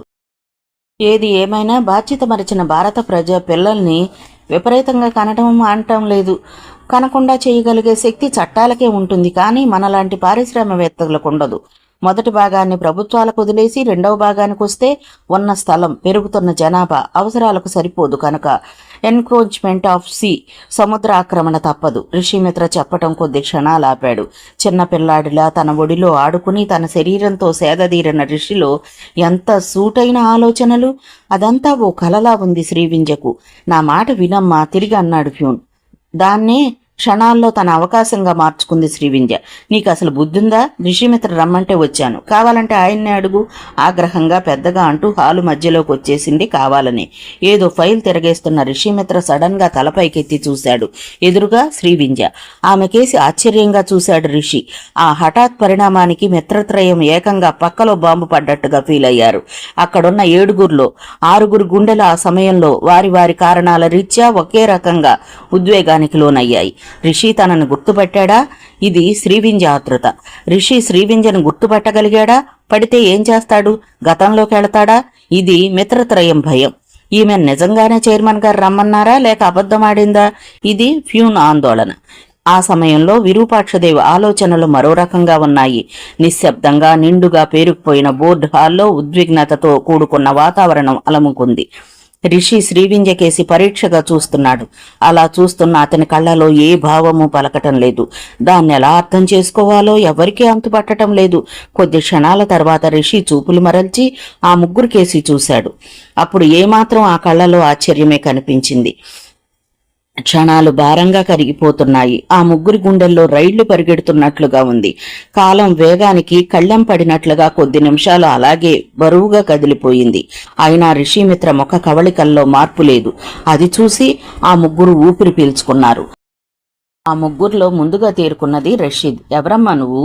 ఎక్కడికి వెళ్ళబోయి ఇక్కడికి వచ్చావు? వెళ్ళమ్మా వెళ్ళు. ఇక్కడ జరుగుతున్నది పిచ్చాపాటి కాదు, పీక్ పాయింటేషన్ అంటూ రషీద్ లేచి ఆమెకేసి వెళ్ళసాగాడు. అయినా ఋషిమిత్రలో మార్పు కనిపించలేదు. తన స్థితి మీద తనకే జాలేసే సందర్భం అలా అంత కర్కశంగా ఎదురవుతుందని ఊహించని శ్రీవింజ మనసు ముక్కలైపోయింది. కడలిలా ప్రవహించవలసిన కన్నీరు కరుడుగట్టుకుపోయింది. అయిపోయింది, అంతా అయిపోయింది. సందేహమే, తిరుగులేని సమాధానాలు కళ్ళెదుట నిలిచింది. ఆ నిరసనని, ఆ జడత్వాన్ని ఆమె తట్టుకోలేకపోతోంది. అంతే. చివరిసారిగా ఋషిమిత్రకేసి ఆరాధనగా చూసి, ఆర్తిగా చూసి గిరుక్కున వెనుతిరిగింది. ఆ స్థితిలోనూ ఋషిమిత్రకేసి ఆరాధనగా చూడటం శ్రీవింజకి ఎలా సాధ్యమైంది? అదేనేమో స్త్రీలోని ఔన్నత్యం. వేగంగా వెళుతున్న శ్రీవింజకేసి మిత్రత్రయం ఆనందంగా చూశారు. అందరూ ఒకే స్థాయిలో కాదు. తిరుమలరావులో మాత్రం అనుమానంతో కూడిన ఆనందమే పొడచూపింది. విరూపాక్షదేవ్ గాఢంగా విశ్వసించి బయటకు వెళ్లిపోయాక సంతృప్తిగా నిట్టూర్చి మిగతా ఇద్దరి వైపు చూశాడు డాక్టర్ రషీద్. మనకు తెలియకుండా ఏదో జరుగుతున్నట్లుగా లేదు. లైటర్తో సిగరెట్ వెలిగించుకుని గబగబా పొగ వదులుతూ అన్నాడు రషీద్. ఏం జరుగుతోంది? ప్రశ్నించాడు తిరుమలరావు. అంతా కళ్ళతో స్వయంగా చూశాక మళ్ళీ అదేం ప్రశ్నయ్యా బాబు? కంగారు ప్రశ్న. ఎదురు ప్రశ్న వేశాడు అరుణాచలం. కాన్ఫరెన్స్ హాల్లోకి దూసుకొచ్చిన శ్రీవింజను ఋషిమిత్ర గుర్తుపట్టాడంటావా? సందేహంగా ప్రశ్నించాడు రషీద్. పట్టే ఉంటాడు. ఆ టైంలో అతని కళ్లల్లో ఎక్స్ప్రెషన్స్ చూడలేదా? నువ్వు అబ్జర్వ్ చేశావా? ఎందుకు చేయలేదు? మరి ఋషిమిత్ర అలా ప్రవర్తించడానికి కారణం అదొక ఎత్తుగడేమో. ఎత్తుగడ వేయటానికి ఋషిమిత్రకు మన మీద అనుమానం రావాలి కదా. అనుమానం రాలేదనుకోవడం నీ భ్రమ. గుండె బేజారెత్తిపోయిన రషీద్ ఆలోచనలో పడ్డాడు. మరి వెనక రహస్యంగా ఏదో గూడుపుటాని జరుగుతోంది. మనల్ని రెడ్ హ్యాండెడ్గా పట్టుకోవడానికి అన్ని విధాలుగా ఉచ్చు పన్నుతున్నారని నాకు అనుమానం అన్నాడు రషీద్ మళ్ళీ. ఎవరు? ఇంకెవరు? ఆ విశ్వపతి, ఆ విరూపాక్షదేవ్. వాళ్ళందరూ కలిసి ఋషిమిత్రను మార్చేశారంటావా? అడిగాడు అరుణాచలం. ఇంకా మనం అది జరిగిందంటావా, ఇది జరిగిందంటావా అని ఆలోచిస్తూ కూర్చోవడంలో అర్థం లేదు. డివైడ్ అండ్ రూల్ పాలసీని అప్లై చేసి ఒక్కొక్కరిని విడగొట్టి రూటు మార్చి మన దారికి తెచ్చుకోవాలి. ఎలా? ఆతృతగా ప్రశ్నించాడు అరుణాచలం. సావధానంగా చెప్పాడు రషీద్. అంతా ఋషిమిత్రకు తెలిస్తే కొంపలంటుకుంటాయే. ఏ విషయమూ తెలియకుండా నే మేనేజ్ చేస్తా కదా. డోంట్ వర్రీ, భయపడితే కోట్లు దక్కవు. ఎప్పుడు ఎక్కడ ఏం చేయాలో నాకు తెలుసు. నా ఈ ఫైనల్ ప్లాన్ సక్సెస్ అవుతుంది. ఈసారి ఋషిమిత్ర కోఆపరేట్ చేయడానికి శ్రీవింజ ఉండదు. శ్రీవింజ తండ్రి విశ్వపతి కూడా ఉండడు. ఆ తర్వాత ఋషిమిత్రను శాశ్వతంగా ఈ లోకంలోంచి పంపించేస్తాం. ఈ కోట్ల ఆస్తికి మన ముగ్గురమే హక్కుదారులం. విషపు చూపులతో నవ్వాడు రషీద్. రషీద్ ఆలోచన పూర్తిగా అర్థమయ్యాక నెమ్మదిగా నవ్వాడు అరుణాచలం. ఆ సంతోషాన్ని ముఖంలోని ఎక్స్ప్రెషన్స్ ద్వారా వ్యక్తం చేశాడు తిరుమలరావు. విశ్వవత్ చాలాసేపటిగా వరండాలో పచార్లు చేస్తున్నాడు. అరకులో జరిగిన ప్రతి సంఘటనను పోసగుచ్చినట్లుగా చెప్పిన శ్రీవింజ హైదరాబాదుకు సంతోషంగా రావటం, సంతోషంగా రిషిమిత్రను కలవడానికి వెళ్లడం, అక్కడి నుండి వచ్చాక మౌనంగా ఉండిపోవడం, ధైర్యం సడలిపోయినట్లుగా కనిపించడం అతనికేమీ అర్థం కావడం లేదు. తన రూంలోంచి బయటకొచ్చిన శ్రీవింజ రూం బయట సాలోచనుడై ఉన్న తండ్రి విశ్వపతిని చూసి కంగుతింది. ఏమిటి డాడీ ఇక్కడ ఉండిపోయారు? లోపలికి రావచ్చు కదా. మనసులో ఉన్న నిరాశను బయటకు కనిపించకుండా కప్పిపుచ్చుకుంటూ అన్నది. నువ్వు ఊహించినట్లుగా జరగనంత మాత్రాన అంత విషాదంలో కూరుకుపో. నువ్వు నాకు మామూలు ఆడపిల్లలా ప్రవర్తించడం నాకు నచ్చడం లేదు. కూతురు ముఖంలోకి సూటిగా చూస్తూ అన్నాడు విశ్వపతి. లేదు డాడీ, ఇంత జరిగాక రిషిమిత్ర నన్ను గుర్తుపట్టనట్లుగా ప్రవర్తించడాన్ని నేను భరించలేకపోతున్నాను అంది శ్రీవింజ. నీ క్షేమం కోసమే అలా ప్రవర్తించాడేమో. రిషిమిత్రను వెనకేసుకొస్తూ అన్నాడు Vishwapati. I don't agree with you daddy. ఎంత గొప్పవాడైనా ఒక మగవాడు తనని మనసారా ప్రేమిస్తోందన్న స్త్రీ పట్ల అలా ప్రవర్తించడం భావ్యం కాదు. అలాంటి మనస్తత్వాన్ని నేను ఆహ్వానించలేను. తన కోసం నేనేం త్యాగం చేశానో నీకు తెలుసు.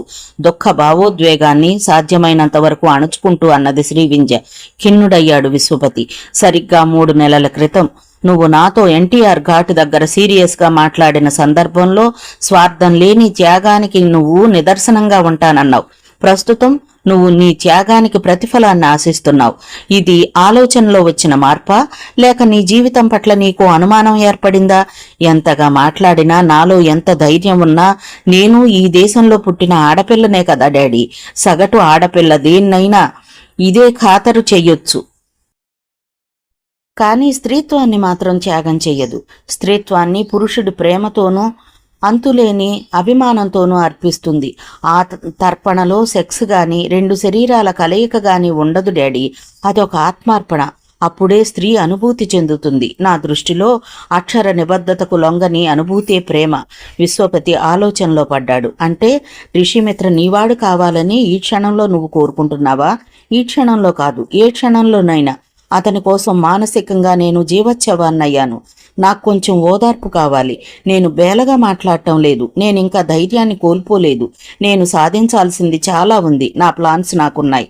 ఎంత విషాదంలోనూ తాను సాధించాల్సిన విషయాల గురించి కూతురు ఆలోచించడం ఆయనకు ఆనందంగా అనిపించింది. అందుకే డైరెక్ట్గా ఇంకో ప్రశ్న వేశాడు విశ్వపతి. రిషిమిత్ర నువ్వు పెళ్లి చేసుకోవాలి అనుకుంటున్నావా? ఒక్క క్షణం జవాబు చెప్పలేదు శ్రీవింజ. కాసేపయ్యాక నెమ్మదిగా అంది. Yes daddy. కుదరకపోతే ప్రతి నిర్ణయానికి 2 దారులుంటాయి. 2వ దారి కూడా నేను ఆలోచించుకున్నాను. గుడ్. ఆ స్పోర్టివ్నెస్ నువ్వు కోల్పోకూడదన్నదే నా విశ్వాసం. వరండా మెట్ల వైపు నడుస్తూ అన్నాడు అతను. అదే సమయంలో వాళ్ళిద్దరూ గమనించని ఏకైక విషయం, ఆ ఇంటికి దూరంగా వేప చెట్టు కింద ఆగిన ఓ జిప్సీలో 2 జతల కళ్ళు తమని గమనిస్తున్నాయని. ఆ జిప్సీ జీపులో డాక్టర్ రషీద్, డాక్టర్ సుందరేష్ ఉన్నారు. ఆ అమ్మాయే కథానాయకి. నన్ను మోసం చేసిందామె. రిషిమిత్రను తప్పించింది కూడా ఆమె. ఎక్సైటింగ్ గా అన్నాడు డాక్టర్ సుందరేష్. డాక్టర్ సుందరేష్, ఇప్పుడు మనం ఆఖరి అధ్యాయంలో ఉన్నాం. ఈ టైంలో నా వేళ్లకు మట్టి అంటకూడదు. నువ్వేం ఆలోచిస్తావో నాకు అనవసరం. అంటే పైలోకానికి పంపించేయమంటారో? దాని అర్థం అదే కదా. ఎప్పట్లో పని కావాలి? 48 గంటల్లో. మీరు అన్ని విషయాలు ఆలోచించుకునే ఈ నిర్ణయానికి వచ్చారా? అవును. ఓకే. ఈ 48 గంటలు ప్రతి క్షణం శ్రీవింజ మూమెంట్స్ ను కనిపెడుతూనే ఉంటాను. అవకాశం చిక్కినప్పుడు అడ్డంగా వేసేస్తాను కసిగా అన్నాడు డాక్టర్ సుందరేష్. నడి రోడ్లో చంపేస్తావా ఏమిటి? అవసరమైతే తప్పదుగా. నో, అలా జరగటానికి వీల్లేదు. ఏదో సమయంలో ఏదో పని మీద తాను బయటకు వెళుతుంది. నమ్మకమైన వాళ్లతో నువ్వు రెడీగా ఉండు. ముందు కిడ్నాప్ చేసి వ్యాన్లో ఎక్కించుకో. వ్యాన్లోనే చంపేయి. శవాన్ని నాగార్జున సాగర్లో పారేయి. నేను నీకిచ్చే గడువు 48 గంటలు మాత్రమే. గుర్తుంచుకో. అటు ఇటు చూసి డాక్టర్ రషీద్ కిందకు దిగి కొంచెం దూరంలో రోడ్డు కార్నర్లో ఉన్న తన కారులో ఎక్కి కూర్చున్నాడు.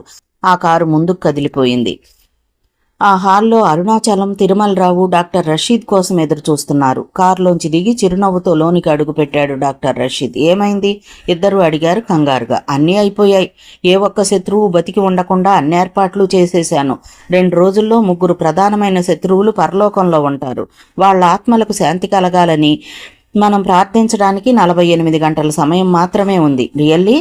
ఇంతకీ ఆ శత్రు సంహారం ఎలా జరుగుతుందో ఆసక్తిగా అడిగాడు అరుణాచలం. శ్రీవింజ కిడ్నాప్ చేయబడి ఆ తర్వాత హత్య చేయబడుతుంది. విరూపాక్షదేవి కారు యాక్సిడెంట్లో దారుణంగా చనిపోతాడు. పాపం విశ్వపతి రోజు తను హెల్త్ చెకప్కు వెళ్లే హాస్పిటల్లోనే హార్ట్అటాక్తో చనిపోతాడు. నెమ్మదిగా చెప్పి సిగరెట్ వెలిగించాడు డాక్టర్ రషీద్. అదే సమయంలో ఫోన్ మోగింది.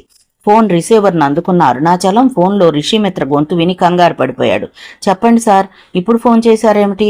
తనెందుకు ఫోన్ చేశాడో చెప్పాడు రిషిమిత్ర. ఓకే సార్, 5 నిమిషాల్లో మీ ముందుంటాం చెప్పి ఫోన్ పెట్టేసి రిషిమిత్ర ఎందుకు ఫోన్ చేశాడో చెప్పాడు అరుణాచలం.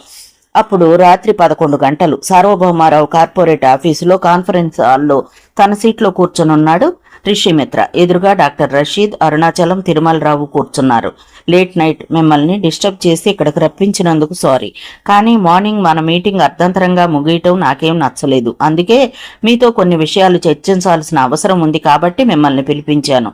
ముగ్గురు రిషిమిత్ర ఏం చెప్తాడోనని ఆసక్తిగా అతని ముఖంలోకి చూస్తున్నారు.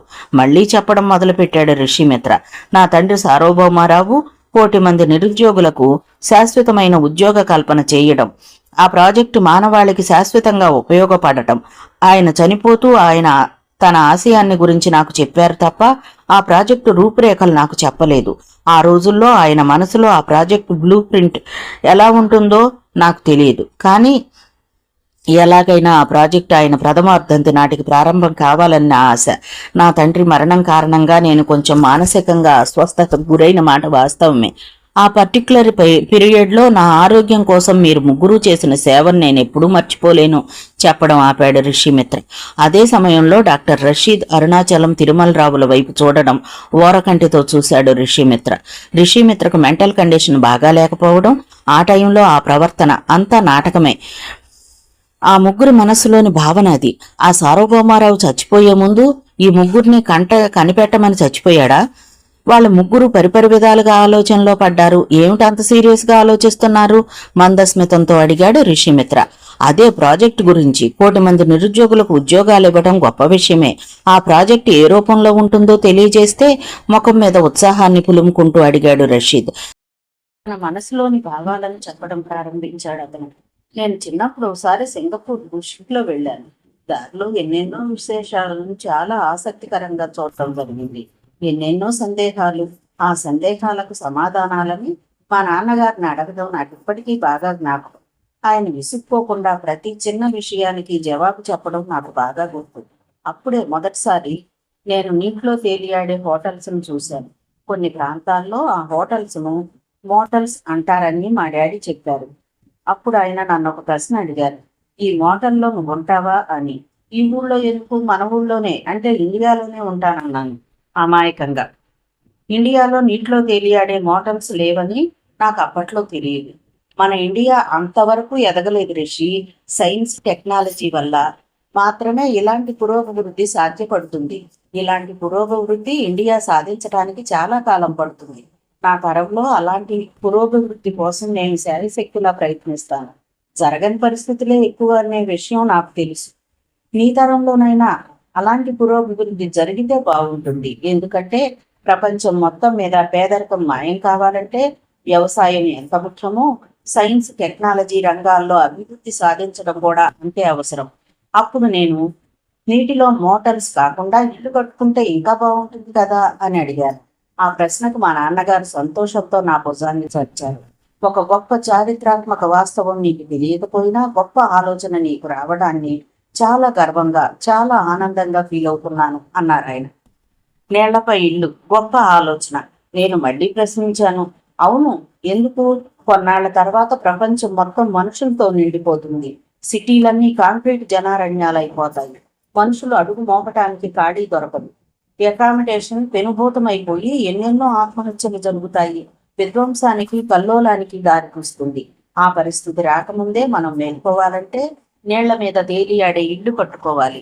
అందుకు సముద్రాలే శరణ్యం. దాని మూలంగా డెన్సిటీ ఆఫ్ పాపులేషన్ ఎర్త్ మీద తగ్గుతుంది. దానివల్ల మనిషికి చాలా లాభాలున్నాయి.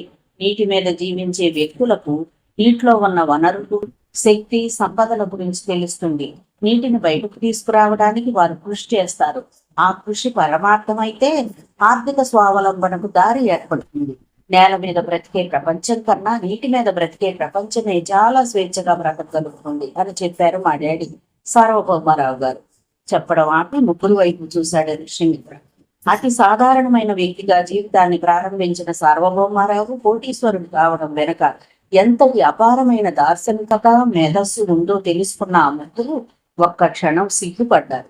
సిగ్గు కన్నా స్వార్థం బలమైనది. అయితే ఇప్పుడు మీరు మోటార్స్ కన్స్ట్రక్షన్ స్టార్ట్ చేస్తారా? సందేహంగా అడిగాడు అరుణాచలం. అవును, వెంటనే చెప్పాడు రిషిమిత్ర. ఆ ప్రాజెక్టుకి స్టేట్ గవర్నమెంట్, సెంట్రల్ గవర్నమెంట్ నుంచి పర్మిషన్ కావాలి. అందుకు చాలా టైం పడుతుంది.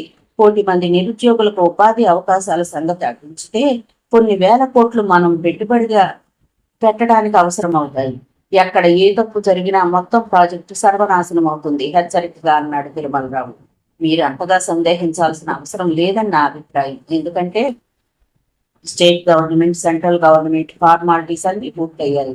వరల్డ్ బ్యాంక్ ఈ ప్రాజెక్టుకి మొదటి విడతగా 500 కోట్లు శాంక్షన్ చేస్తోంది. మిగతా ఏమో సార్వభౌమారావు ఎస్టేట్స్ సమకూరుస్తుంది. గవర్నమెంట్ ఫార్మాలిటీస్ అన్ని ఎప్పుడు పూర్తయ్యాయి? ఎవరు చేశారు? ఎంత హై లెవెల్లో వెళ్ళినా 2-3 నెలలు పట్టే ఈ విషయం తమకు కూడా తెలియకుండా ఎవరు సక్సెస్ఫుల్ గా నిర్వర్తించారు? ఆ సమయంలో మానసిక రోగిగా ఉన్న రిషిమిత్ర ఎవరికి తెలియకుండా హైదరాబాద్ కు తన వాళ్లకు ఎంతో దూరంలో ఉన్న రిషిమిత్రకి ఎలా తెలిసాయి? ఆ ముగ్గురి ఆలోచనలు ఒకే ఒక వ్యక్తి మీద నిలిచాయి. ఆ వ్యక్తి విరూపాక్షది. కొన్ని వేల కోట్ల ప్రాజెక్టు తమ చేతుల్లోంచి జారిపోయింది. ఆ ముగ్గురు మనసులు ఒక్కసారి పొట్టకొలాడిపోయాయి. బై ఫ్రెండ్స్, ఎంత అర్ధరాత్రి ఈ విషయాన్ని మీకు ఎందుకు ఇన్ఫార్మ్ చేస్తున్నానంటే, నేను రేపు ఢిల్లీ వెళ్తున్నాను. ఈ విషయంలో ప్రత్యేకంగా ప్రైమ్ మినిస్టర్ని కలవాలి. 4 days లో నేను తిరిగి వస్తాను చెప్పాడు రిషిమిత్ర. ప్రాజెక్ట్ ఎప్పుడు స్టార్ట్ అవుతుంది? ఎక్కడ స్టార్ట్ అవుతుంది? ఆతృతగా అడిగాడు అరుణాచలం. నేను ఢిల్లీ నుంచి రాగానే ఆ విషయాన్ని మీకు స్వయంగా తెలియజేస్తాను అని చెప్పి లేచి నిలబడ్డాడు రిషిమిత్ర. అప్పటికి రాత్రి 2 గంటలు దాటింది. అక్కడి నుంచి రిషిమిత్ర వెళ్ళిపోయాడు. అన్యమనస్కంగా, అచేతనంగా ముగ్గురు నిలబడిపోయారు. మనం రిషిమిత్ర మెంటల్ కండిషన్ తో ఆడుకున్నాం. అతను ఇప్పుడు మనతో ఆడుకుంటున్నాడు. మన ప్రమేయం లేకుండా వేల కోట్ల ప్రాజెక్ట్ అయిపోతుంది. అదే మన చేతుల్లోకి వస్తే కనీసం కొన్ని 100 కోట్లైనా దక్కేది. దేనికోసమైతే మనం కలిసామో ఆ డబ్బు, కోట్లు డబ్బు మనం చూస్తూ ఉండగానే మన కళ్ళ ముందు నుంచి జారిపోతుంటే చేతకాని వాళ్ళలా ఉండమంటావా? ఏవైనా చేస్తావా? రషీద్, జవాబు చెప్పు. అరుణాచలం సీరియస్ గా అడిగాడు. Need 48 hours, that's all. గంభీరంగా సాలోచనగా అన్నాడు రషీద్. అప్పుడే 6 గంటలు గడిచిపోయాయి. రిషిమిత్ర రేపు ఢిల్లీ వెళ్ళిపోతాడు. అప్పుడు మనం ఏం చేస్తాం? ప్రశ్నించాడు అరుణాచలం. ఎవరి సహాయంతో మనల్ని కాదనుకుని అతను ఎన్ని పనులు చేశాడో వాళ్ళెవ్వరూ అతను ఢిల్లీ నుండి వచ్చేటప్పటికి ఉండాలి. అప్పుడు అతను మళ్ళీ పిచ్చివాడు కావడం ఖాయం. ఆ పరిస్థితుల్లో ప్రాజెక్టు మన చేతిలోకి వస్తుంది. తన మనసులోని భావాన్ని చెప్పాడు రషీద్. అంతా బాగానే ఉంది, కానీ ఈ టైంలో సందేహాలొద్దు. ఎక్కువ ఆలోచించకుండా పనులు చేయమని హిట్లర్ చెప్పాడు. పదండి, హుషారుగా ముందుకు నడిచాడు రషీద్. అతన్ని అనుసరించారు తిరుమలరావు, అరుణాచలం. రిషిమిత్ర తనని మర్చిపోయాడు, వదిలించుకున్నాడా? ఆ రోజు రాత్రంతా చాలాసేపు మదనపడింది శ్రీవింజ. అశాంతి వల్ల సంభవించిన పరిణామాల వల్ల ఆమె అకస్మాత్తుగా డేలా పడిపోయింది. ఎందుకో బాగా నీరసంగా కూడా ఉంది. రేపు ఉదయాన్నే డాక్టర్ దగ్గరకు ఓసారి చెకప్కు వెళ్ళాలి అని నిర్ణయించుకుంది. ఫైనల్ గా ఒకసారి రిషిమిత్రను కూడా రేపు కలవాలని నిర్ణయించుకుంది శ్రీవిద్య. ఆమె పడుకునే ముందు గాలికి కదలాడుతున్న కిటికీ రెక్కను దగ్గరగా వేయటానికి బెడ్ మేంచి లేచి కిటికీ దగ్గరకు వచ్చింది. సరిగ్గా ఆ సమయంలో ఎదురుగా రోడ్డు మీద ఏదో వ్యాన్ ఆగటం, ఎవరో వ్యక్తి సిగరెట్ కాల్చుకుంటూ నిలబడటం చూసినా ఆ వ్యక్తి వల్లే రేపు తనకు ప్రమాదం సంభవించబోతోంది అనే విషయం ఆమెకు తట్టలేదు. సరిగ్గా ఉదయం 11 గంటలు హిమాయత్ నగర్లో ఉన్న ఫ్యామిలీ డాక్టర్ క్లినిక్లో ఆ లేడీ డాక్టర్ ఎదుట కూర్చుని ఉంది.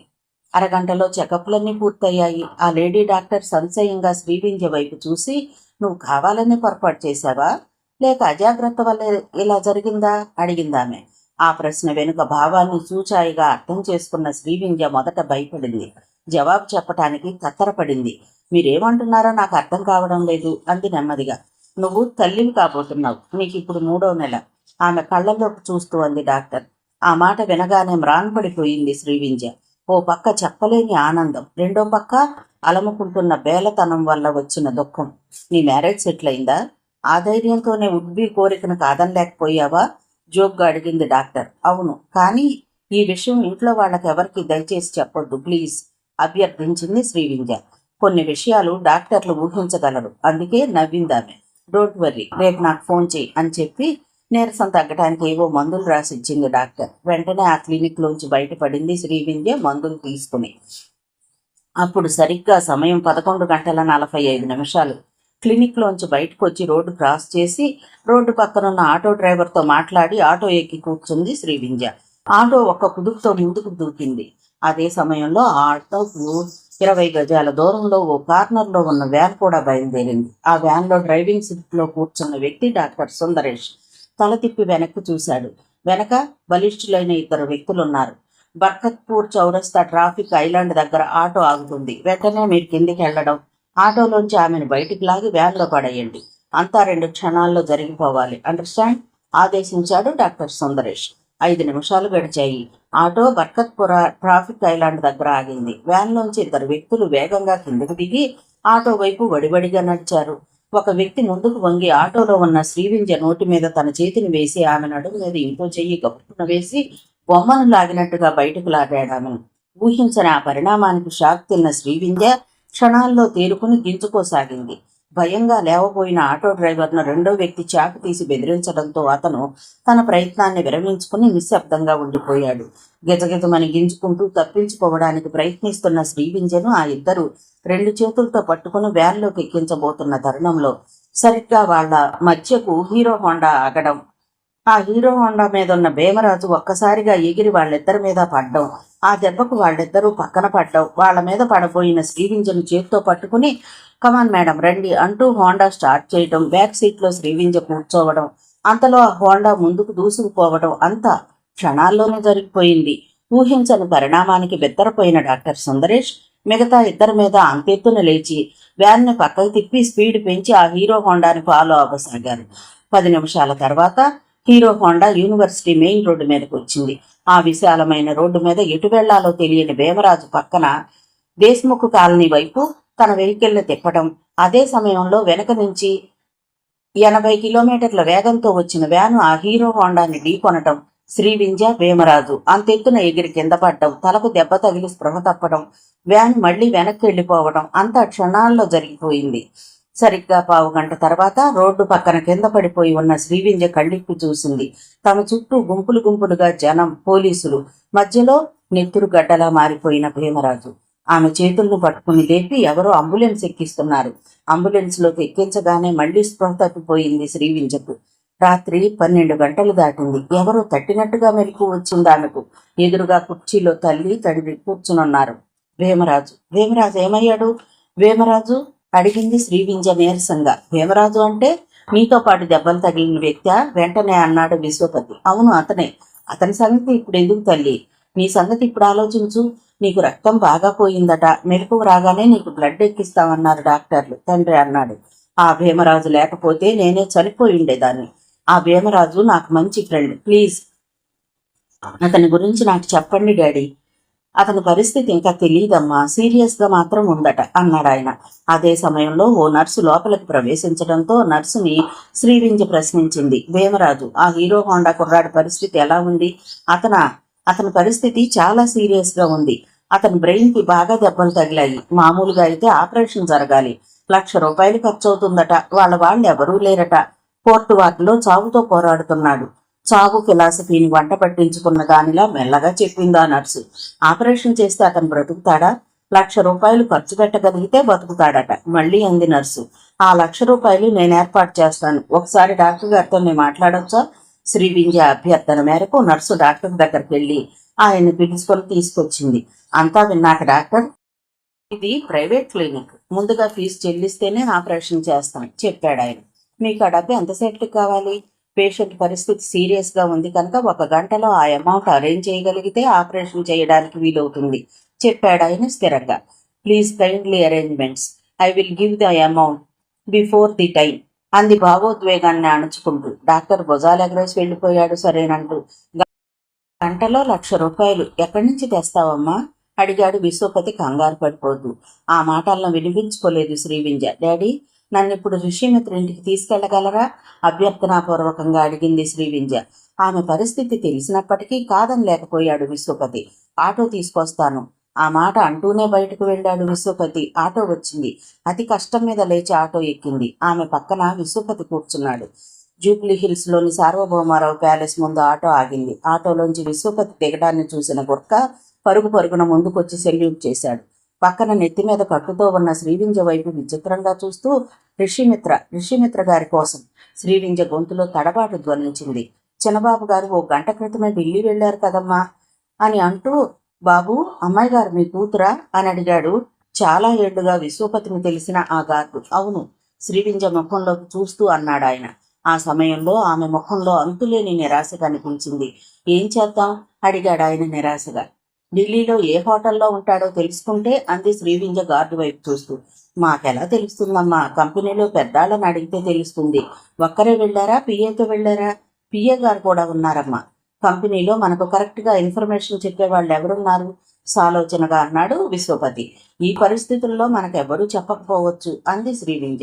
అయితే ఓ పని చేద్దాం, పిఏ ఇంటికి ఫోన్ చేస్తే తండ్రి ఐక్యుకి మనసులోనే ఆనందించింది శ్రీవింజ. వెంటనే సెక్యూరిటీ రూమ్లోంచి పిఏ ఇంటికి ఫోన్ చేసింది శ్రీవింజ. రింగ్ అవుతుంది, కానీ ఎంతసేపటికి ఎవరూ లిఫ్ట్ చేయడం లేదు. ఆ పిఏ గారింట్లో ఎవరూ ఉండరమ్మా, ఆయన ఇంకా పెళ్లి చేసుకోలేదు. చావు కబురు చల్లగా చెప్పాడు గార్డు. మరింత తీవ్రమైన నిరాశకు గురైంది ఆమె. మళ్ళీ ఫోన్ చేసి డాక్టర్తో మాట్లాడింది. ఆపరేషన్ చేస్తేనే భీమరాజు బ్రతుకుతాడు. అందుకు ₹1,00,000 తప్పనిసరిగా కావాలి. డాక్టర్ మళ్ళీ ఖరాఖండిగా చెప్పాడు. పదండి డాడీ, సెక్యూరిటీ రూమ్లోంచి బయటకు వస్తూ అన్నదామె. నిరాశ పడకు తల్లి, ఏది ఎలా జరగాలో అలానే జరుగుతుంది. ఆటో ఎక్కుతూ అన్నాడు విశ్వపతి. నేను విధిని నమ్ముతాను, కానీ విధి మీద ఆధారపడను. ఈ వింజ నిర్లిప్తంగా అంది. Auto Jubilee hills main road మీద నుంచి బంజారా హిల్స్ రోడ్డు వైపు వెళుతోంది. ఆమెలోని ఆలోచనలు అంతకుముందు వేడిని రాజుకుంటున్నాయి. ఆటోలో వెళుతూనే ఎందుకో తల బయటకు పెట్టి వెనక్కి చూసింది. తనని ఎవరో ఫాలో అవుతున్నారేమోనని. అందుకు కారణం లేకపోలేదు. గత కొన్ని రోజులుగా ఎవరో 4 వ్యక్తులు తనను అనుక్షణం ఫాలో అవుతున్నారని ఆమె నిర్ధారించుకుంది. శ్రీవింజ తనను ఫాలో అవుతున్న వ్యక్తుల గురించి ఓ పక్క ఆలోచిస్తుంటే, చెప్పు తల్లి, నువ్వు ఏది అడిగినా నేనెప్పుడు కాదనలేదు కదా అన్నాడాయన. నాకు మీరు ₹1,00,000 ఇవ్వగలరా ప్లీజ్ అభ్యర్థించింది శ్రీవింజ. అంత డబ్బు నా దగ్గర లేదమ్మా. గుట్టుగా గుంబనంగా కుటుంబాన్ని లాగిస్తున్నవాణ్ణి. ఆ చనిపోబోతున్న వ్యక్తి నీకు అంత బాగా కావలసిన వాడా తల్లి అడిగాడు ఆయన. అవును, వెంటనే అన్నదామె. ఎలాంటి కావలసిన వాడో తెలుసుకోవచ్చా సందేహాస్పదంగా అడిగాడు ఆయన తిరిగి. నన్ను ఋషిమిత్రను కలిపిన నా సోదరుడు. శ్రీవింజ సమాధానానికి నివ్వెరపోయాడు విశ్వపతి. 2 నిమిషాల సేపు ఆయన ఏమీ మాట్లాడలేదు. శ్రీవింజ ప్రస్తుత మనస్తత్వాన్ని అంచనా వేస్తూ ఋషిమిత్ర గురించి ఆలోచిస్తున్నాడు విశ్వపతి. ఆటో ఇంటి దగ్గర ఆగింది. మరో మాట లేకుండా ఆటో దిగి ఇంట్లోకి నడిచింది శ్రీవింజ. మధ్యాహ్నం భోజనం చేయాలనిపించలేదా అనుకు. ఏదో తెలియని వెలితి, బాధ. 2 ఫ్రెండ్స్కి ఫోన్ చేసింది. ఎలాగైనా భీమరాజును బతికించాలని, రక్షించుకోవాలని. కానీ ఎలా? అంతర్మదనం. నిజంగా నిస్సహాయ స్థితిలో పడిపోయేట్లుగా ఉందామె. ఆ రోజు అడవిలో ఋషిమిత్ర బాగుపడాలని కోరుతూ దేవుణ్ణి ప్రార్థించిన శ్రీవింజ మళ్ళీ భీమరాజు బ్రతకాలని దేవుణ్ణి మొక్కుకుంటోంది. ఆ పైన తన పరిస్థితికి తానే నవ్వుకుంది. సాయంత్రం 4 గంటల సమయంలో మళ్లీ హాస్పిటల్కి ఫోన్ చేసింది. భీమరాజు పరిస్థితి సీరియస్ గా మారింది. ఆ విషయం తెలిసిన శ్రీవింజ మరొక్క క్షణం ఇంట్లో ఉండలేకపోయింది. కనీసం తండ్రితో కూడా చెప్పకుండా ఇంట్లోంచి బయటకు వచ్చి గేటు తెరిచి వీధిలోకి రాబోతూ ఉండగా ఎదురుగా వస్తున్న తండ్రిని చూసి ఆశ్చర్యపడిందామె. పదమ్మా, హాస్పిటల్కి వెళ్దాం. తండ్రి తనే ఎందుకు అలా అంటున్నాడో అర్థం కాలేదా అంటూ అచేతనంగా ఆటో ఎక్కింది. హాస్పిటల్ ముందు ఆటో ఆగినప్పుడు అంతవరకు తన చేతిలో ఉన్న ₹1,00,000 నోట్ల కట్టల పైన చుట్టిన న్యూస్ పేపర్ను తీసి శ్రీవింజ చేతిలో పెట్టాడు ఆయన. కళ్లల్లో నీళ్లు తప్ప మరో మాట రాలేదు శ్రీవింజకు. హాస్పిటల్ లోపలికి సుడిగాలిలా పరిగెత్తింది. చేతిలో నోట్ల కట్టతో డాక్టర్ రూమ్కు వెళ్ళింది. నర్సుతో ఏదో డిస్కస్ చేస్తూ కనిపించాడు డాక్టర్. ₹1,00,000 టేబుల్ మీద పెట్టి డాక్టర్ కళ్ళల్లోకి చూసింది శ్రీవింజ. కొంచెం లేట్ అయిందమ్మా, మీ పేషెంట్ 5 నిమిషాల క్రితమే చనిపోయాడు. శవాన్ని తీసుకెళ్తారా? చాలా యాంత్రికంగా అన్నాడు ఆ డాక్టర్. ముందు తను విన్నదేంటో శ్రీవింజకు అర్థం కాలేదు. అర్థమైన మరుక్షణం నిలువునా కదిలిపోయింది. ఆ నిజం ఆమె గుండెకు చీల్చివేసినట్లయింది. ఆ నిజం తాలూకు బాధని ఆమె భరించలేకపోతోంది. బోర్మని ఏడ్చేసింది శ్రీవింజ. టేబుల్ మీద ₹1,00,000 సరికొత్త కరెన్సీ కాగితాలు మనుషుల మధ్య ఏర్పడిన సంబంధాలను వెక్కిరిస్తున్నట్లుగా ఉన్నాయి. భీమరాజు బంధువులకు ఈ విషయం చెప్పాలి విశ్వపతి అన్నాడు, బాధని లోపలే దాచుకుంటూ. ఏం మాట్లాడకుండా డాక్టర్ రూంలోంచి వేమరాజు శవం ఉన్న వార్డులోకి వచ్చి నిశ్శబ్దంగా గోడను ఆనుకొని నిలబడిపోయింది ఆమె. రాత్రి 7 గంటలు. పంజాగుట్ట శ్మశాన భూమిలో భీమరాజు శవం కాలుతోంది. తాను శీలం కోల్పోతే భీమరాజు తన ప్రాణాలే త్యాగం చేశాడు. తను దేనికైనా సిద్ధమే. కానీ ఇప్పుడు తను సుగుణకి ఏ సమాధానం చెప్తుంది? దుఃఖంతో ఆమె కళ్ళు కన్నీటితో మునిగిపోయాయి. 2 నిమిషాల్లో భీమరాజు భౌతిక కాయం అనంత వాయువుల్లో కలిసిపోయింది. అంతవరకు దుఃఖాన్ని మనసున పదిలపరుచుకున్న శ్రీవింధ్య శ్మశాన భూమిలోంచి బయటకు వస్తున్నప్పుడు హోరున వర్షంలా వచ్చేసింది. ఆమెను ఓదార్చటానికి అక్కడ ఉన్నది తండ్రి మాత్రమే. ఆయన ఆ సమయంలో భీమరాజు గురించి కానీ ఋషిమిత్ర గురించి కానీ ఆలోచించడం లేదు. శ్రీవింధ్య భవిష్యత్తు గురించి ఆలోచిస్తున్నాడు. తను అనవసరంగా శ్రీవింధ్యను వైజాగ్ నుంచి రమ్మని తప్పు పని చేశాడా? ఋషిమిత్ర శ్రీవింధ్య పట్ల గౌరవం, ఆత్మీయత, ప్రేమలను ఎందుకు వ్యక్తం చేయలేకపోయాడు? శ్రీవింధ్యను నిజంగానే పూర్తిగా మర్చిపోయాడా? అలాంటి సమయంలో శ్రీవింధ్య పరిస్థితి ఏమిటి? గుబులుగా దిగులుగా ఉంది ఆయనకు. చెప్పలేని మానసిక వేదన చోటు చేసుకుంది విశ్వపతిలో. ఆఖరకు శ్రీవింధ్య జీవితానికి పరిష్కారం ఎలా ఉంటుందనేది ఆ వేదనకు కారణం. తన రూంలో నిరాశగా నిస్త్రాణగా ప్రచారాలు చేస్తోంది శ్రీవింధ్య. రాత్రి 10 గంటల సమయం. ప్రతి క్షణం తన ఆలోచనల్లో మంటల్లో కాలుతున్న భీమరాజ గుర్తొస్తున్నాడు. మంచి మిత్రుడికి తానేమీ చేయలేకపోయింది. ప్రస్తుతం తన పరిస్థితి ఏమిటి? ఋషిమిత్రకు తనపై ప్రేమ ఉందా లేదా? స్వయంగా అతన్ని అడిగాక తన భవిష్యత్తును తాను నిర్ణయించుకోవాలి. ఆ ఆలోచన రాగానే న్యూఢిల్లీలో ఉన్న ఋషిమిత్రను ఎలాగైనా కాంటాక్ట్ చేయాలనే దృఢనిశ్చయానికి వచ్చింది శ్రీవింధ్య.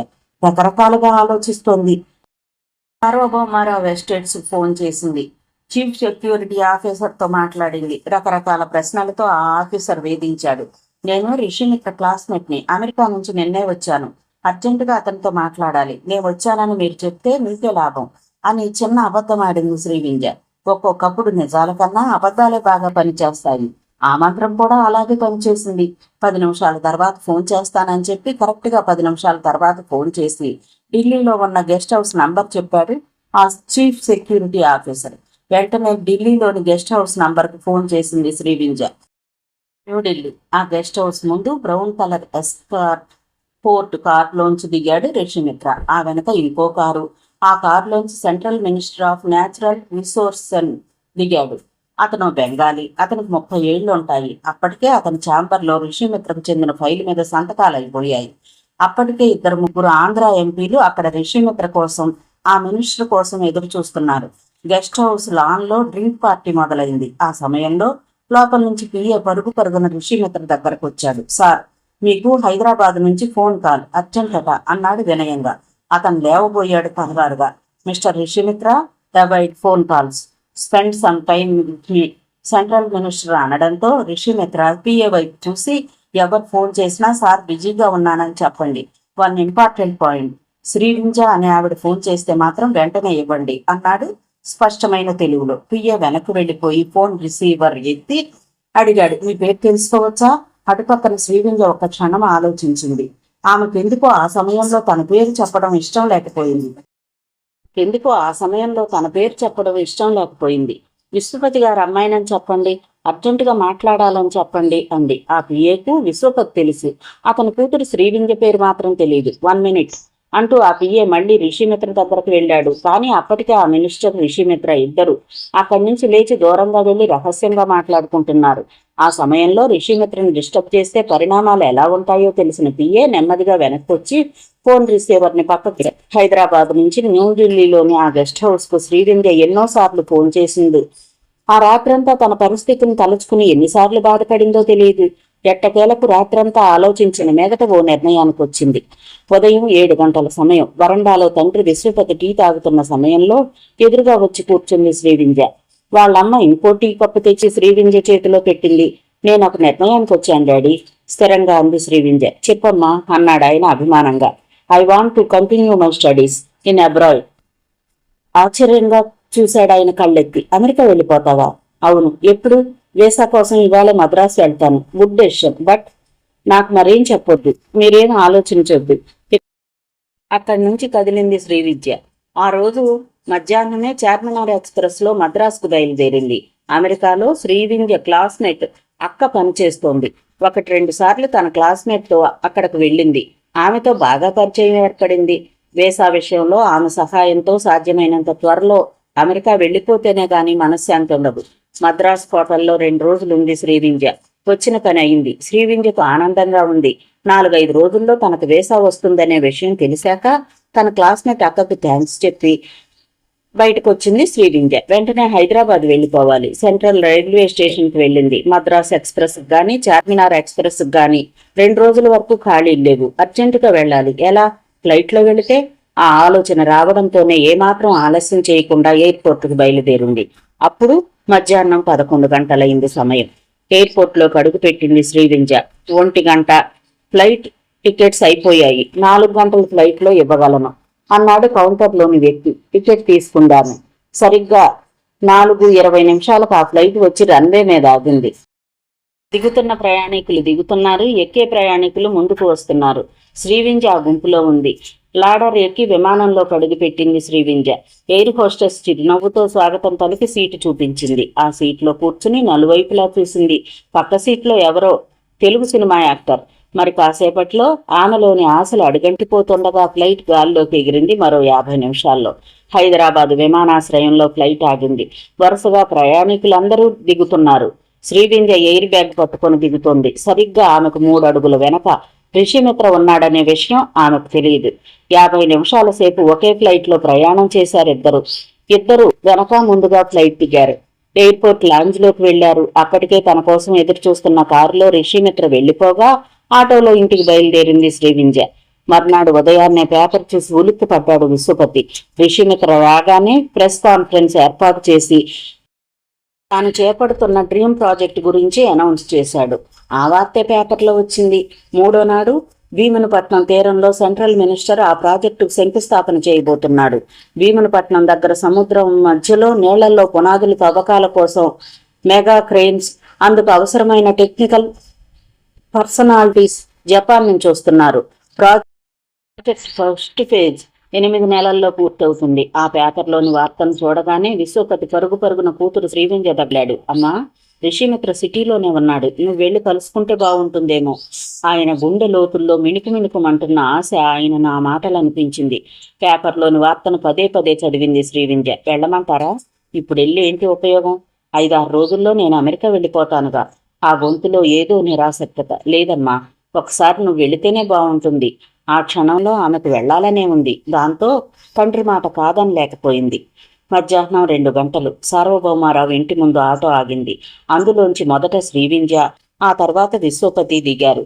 వాళ్ళిద్దరిని చూడగానే చీఫ్ సెక్యూరిటీ ఆఫీసర్ గబగబా బయటకొచ్చాడు. Sorry sir, just you missed him. ఆశ్చర్యంగా చూసింది శ్రీవింధ్య. చిన్నబాబు, అదే రిషిమిత్ర 1 గంట క్రితమే ఎయిర్పోర్ట్కి వెళ్లారు. ఎక్కడికి వెళ్తున్నాడు ఆయన? విశాఖపట్నం, చెప్పాడు సెక్యూరిటీ ఆఫీసర్. మరోసారి శ్రీవింధ్య మనసు గాయపడింది. ఆమె కళ్ళ చివర్లలో కదలాడిన కన్నీళ్లు కనుగుడ్లలోనే ఇంకిపోయాయి. విశ్వపతి ఆ సమయంలో ఏమీ మాట్లాడలేకపోయాడు. ఇంటికెళ్లేసరికి మద్రాసు నుంచి శ్రీవింధ్యకు ఫోన్ వచ్చింది. వీసా రిజిస్టర్ పోస్ట్లో పంపడం జరిగిందని మెసేజ్. చాలా ఆనందంగానూ చాలా విచారంగానూ ఉంది శ్రీవింధ్యకు. అమెరికా వెళ్లడానికి ఇంకా 3 రోజులే గడువుంది. ఆ ఇంట్లో గంభీరమైన వాతావరణం అలుముకుంది. శ్రీవింధ్య మిగతా విషయాలన్నింటినీ పక్కకుని పెట్టి తన ప్రయాణపు ఏర్పాట్లలో మునిగిపోయింది. ఆ సమయంలో ఆమెకు తెలియని విషయం ఒకటుంది. ఆమె అమెరికా ప్రయాణం కన్ఫర్మ్ అయిన విషయం తెలిసిన మరుక్షణం ఇంట్లో భార్యతో మాత్రమే చెప్పి రిషిమిత్రను కలవడానికి విశ్వపతి అదే రోజు సాయంత్రం గోదావరి ఎక్స్ప్రెస్ లో విశాఖపట్నం బయలుదేరాడు. భీమునిపట్నం సముద్ర తీరమంతా కోలాహలంగా ఉంది. Central minister, state chief minister, 2 state మినిస్టర్లు, ఎమ్మెల్యేలు, ఎంపీలు, వాళ్ళ కోసం వచ్చిన జనం, అంతా జనసందోహం. రిషిమిత్ర డ్రీమ్ ప్రాజెక్టుకు సెంట్రల్ మినిస్టర్ స్విచ్ ఆన్ చేయగానే చీఫ్ మినిస్టర్ పునాదులు కన్స్ట్రక్షన్ వర్క్ ను ప్రారంభించారు. Sarvabhoumarao group of companies chairman గా రిషిమిత్ర చాలా ఉత్సాహంగా ఉన్నాడు. అందరూ ఉపన్యాసాలు ఇస్తున్నారు. ఆ ప్రాజెక్ట్ ఎందుకు పుట్టిందో, ఎలా పుట్టిందో, దాని లక్ష్యం గమ్యం ఏమిటో రిషిమిత్ర చెప్పాడు. ఇలాంటి ప్రాజెక్టు వరల్డ్లోనే మొట్టమొదటిదని వక్తలు ప్రశంసించారు. నేళ్లపైన నగరాలు, సముద్రంపై జనావాసాలు, పరిమితమైన భూమి కోసం ఇక పరుగులక్కర్లేదు. గజం నేలకు 1000 లక్షలు వెచ్చించాల్సిన అవసరం ఇకపై లేదు. నేలపై పైరులు, పంటలు, నీటిపైన నివాసాలు, ఇలాంటి బ్యానర్స్ ని హెడ్డింగ్లుగా పెట్టడంతో ప్రెస్ రిపోర్టర్స్ ఆయా ఎడిటోరియల్ డెస్కులకు సెల్యులార్స్తో వార్తల్ని పాస్ చేస్తున్నారు. సభలో రెండో వరుసగా విరూపాక్షదేవ్, డాక్టర్ రషీద్, తిరుమలరావు, అరుణాచలం కూర్చున్నారు. సరిగ్గా వారికి 2 వరుసల వెనుక విశ్వపతి కూర్చున్నాడు. ఎలాగైనా రిషిమిత్రను కలవాలన్నది ఆయన ఆశ. శ్రీవింధ్య గురించి చెప్పాలన్నది ఆయన పట్టుదల. ప్రాజెక్టు శంకుస్థాపన కూడా అయిపోయింది. ఇంకో గంటలో వర్క్ మొదలవుతుంది. ఏదేదో చేసేస్తానని ప్రగల్భాలు పలికావు కదా, ఏమైంది? చిన్నగా అడిగాడు డాక్టర్ రషీద్ తిరుమలరావు. ఆ ప్రాజెక్టు మనమే నడిపిస్తాం. ఆ కోట్లన్నీ మనకే వస్తాయి, తొందరపడకు. ఏర్పాట్లన్నీ ఎప్పుడో జరిగిపోయాయి మర్మగర్భంగా అన్నాడు డాక్టర్ రషీద్. మీటింగ్ అయింది. మరి కొంతసేపటికి సెంట్రల్ మినిస్టర్, చీఫ్ మినిస్టర్ తదితర పొలిటికల్ లీడర్స్ అందరూ వెళ్లిపోయారు. కొన్ని వేల మంది వర్కర్స్, మానవ సంపద, జపాన్ ఇంజనీర్స్ పర్యవేక్షణలో సుశిక్షితులైన సైనికుల్లా ఎవరికి వారు చేసుకుపోతున్నారు. ఆ దృశ్యం కన్నుల పండుగగా ఉంది. మీరేం చేస్తారో నాకు అనవసరం. మీకు ఎంతమంది వర్కర్స్ కావాలో దానికి రెట్టింపు వర్కర్స్ ని పెట్టుకోండి. కరెక్ట్ గా 8 నెలల నాటికి ఈ నీళ్ల మీద హోటల్ని నేను చూడాలి అన్నాడు రిషిమిత్ర ఇంజనీర్స్ తో. ఆ జపాన్ ఇంజనీర్లకు రిషిమిత్ర మనసులోని పట్టుదల అర్థమైంది. సాయంత్రం వరకు అక్కడే ఉన్నాడు రిషిమిత్ర. అప్పటి వరకు రిషిమిత్రని కలవడానికి ప్రయత్నం చేస్తూనే ఉన్నాడు ఆయన. ఏమాత్రం అవకాశం దొరకలేదు. చీకటి పడుతోంది. అందరికీ చెప్పి హోటల్ రూమ్ కి వెళ్లడానికి తయారయ్యాడు రిషిమిత్ర. దూరంగా రోడ్డు మీద కారుంది. కారు పక్కనే నుంచున్న డ్రైవర్ డోర్ తెరిచి పట్టుకుని ఉన్నాడు. ఆ డ్రైవర్ అప్పటికే ఎందుకో కంగారుగా ఉన్నాడు. అతని వంటికి చెమటలు పట్టేశాయి. మాటి మాటికి ముఖం తుడుచుకుంటున్నాడు. దూరంగా నుంచుని కొన్ని నిమిషాల్లో జరగబోయే సెన్సేషనల్ ఇన్సిడెంట్ కోసం ఎదురు చూస్తున్నాడు డాక్టర్ రషీద్. ప్రాజెక్టు ముహూర్తం నాడే రిషిమిత్రను శాశ్వతంగా పంపేయడానికి రషీద్ పగడ్బందీగా ప్లాన్ వేశాడు.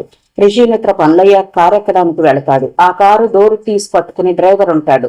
రిషిమిత్ర బ్యాక్ సీట్ లో కూర్చోగానే ఆ డ్రైవరు ఆ డోర్ క్లోజ్ చేసి వెనక్కి తిరుగుతాడు. అప్పుడు ఆ డోర్ లోపల అమర్చిన టైం బాంబు బ్లాస్ట్ అవుతుంది.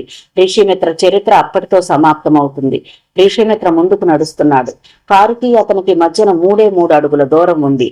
మరో క్షణంలో అతను కారులో కూర్చునేవాడే. కానీ బాబు రిషి ఆ పిలుపు విని ఒక్కసారి రిషిమిత్ర తల తిప్పి చూశాడు.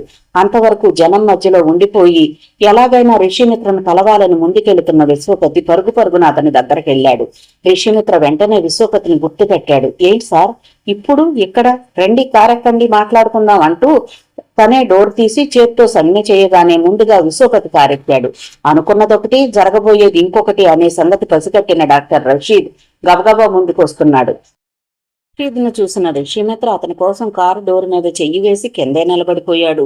కారు డోర్కున్న ఆటోమేటిక్ హైడ్రాలిక్ స్ప్రింగ్ మూలంగా డోర్ నెమ్మదిగా మూసుకుంటోంది. రిషిమిత్ర తన చేతిని దాని మీద నుంచి తీసేయగానే ఆ డోర్ క్లోజ్ అయిపోవడం, కారు బ్లాస్ట్ అవ్వడం ఖాయం. Sir 1 minute.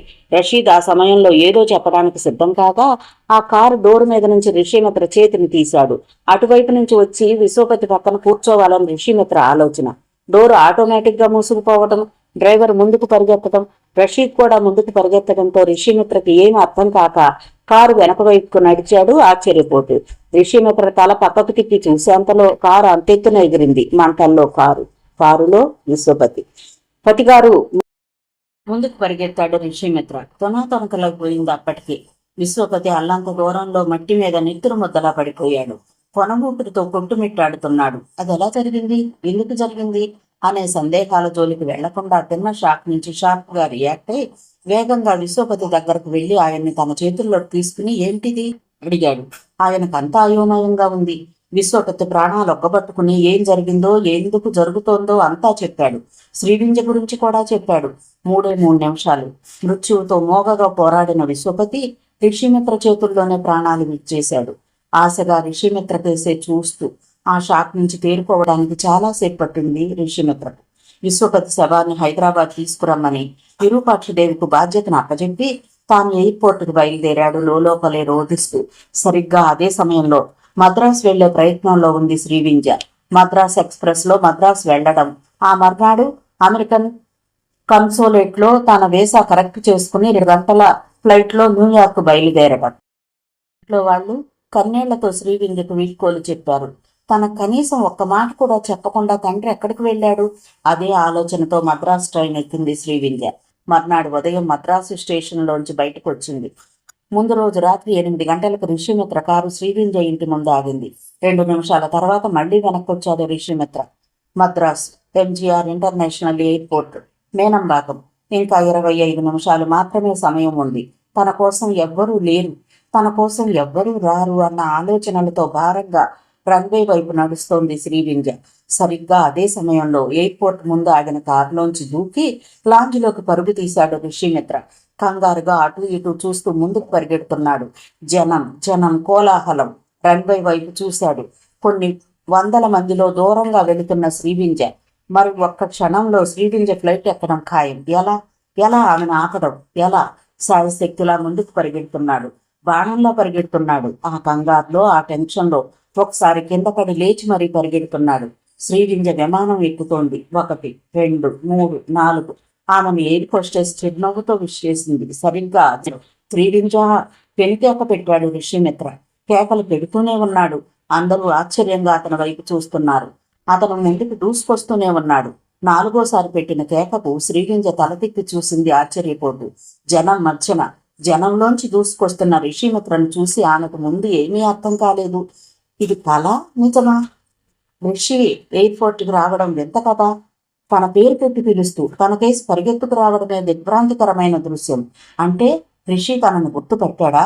లేక గుర్తు తెచ్చుకున్నాడా? ఎలా? ఎప్పుడు? అనూహ్యమైన ఆ సంఘటన, ఆమె నవనాడులను కదిలించి వేసిన సంఘటన అది. ఋషి అప్రయత్నంగా అరిచింది ఆమె.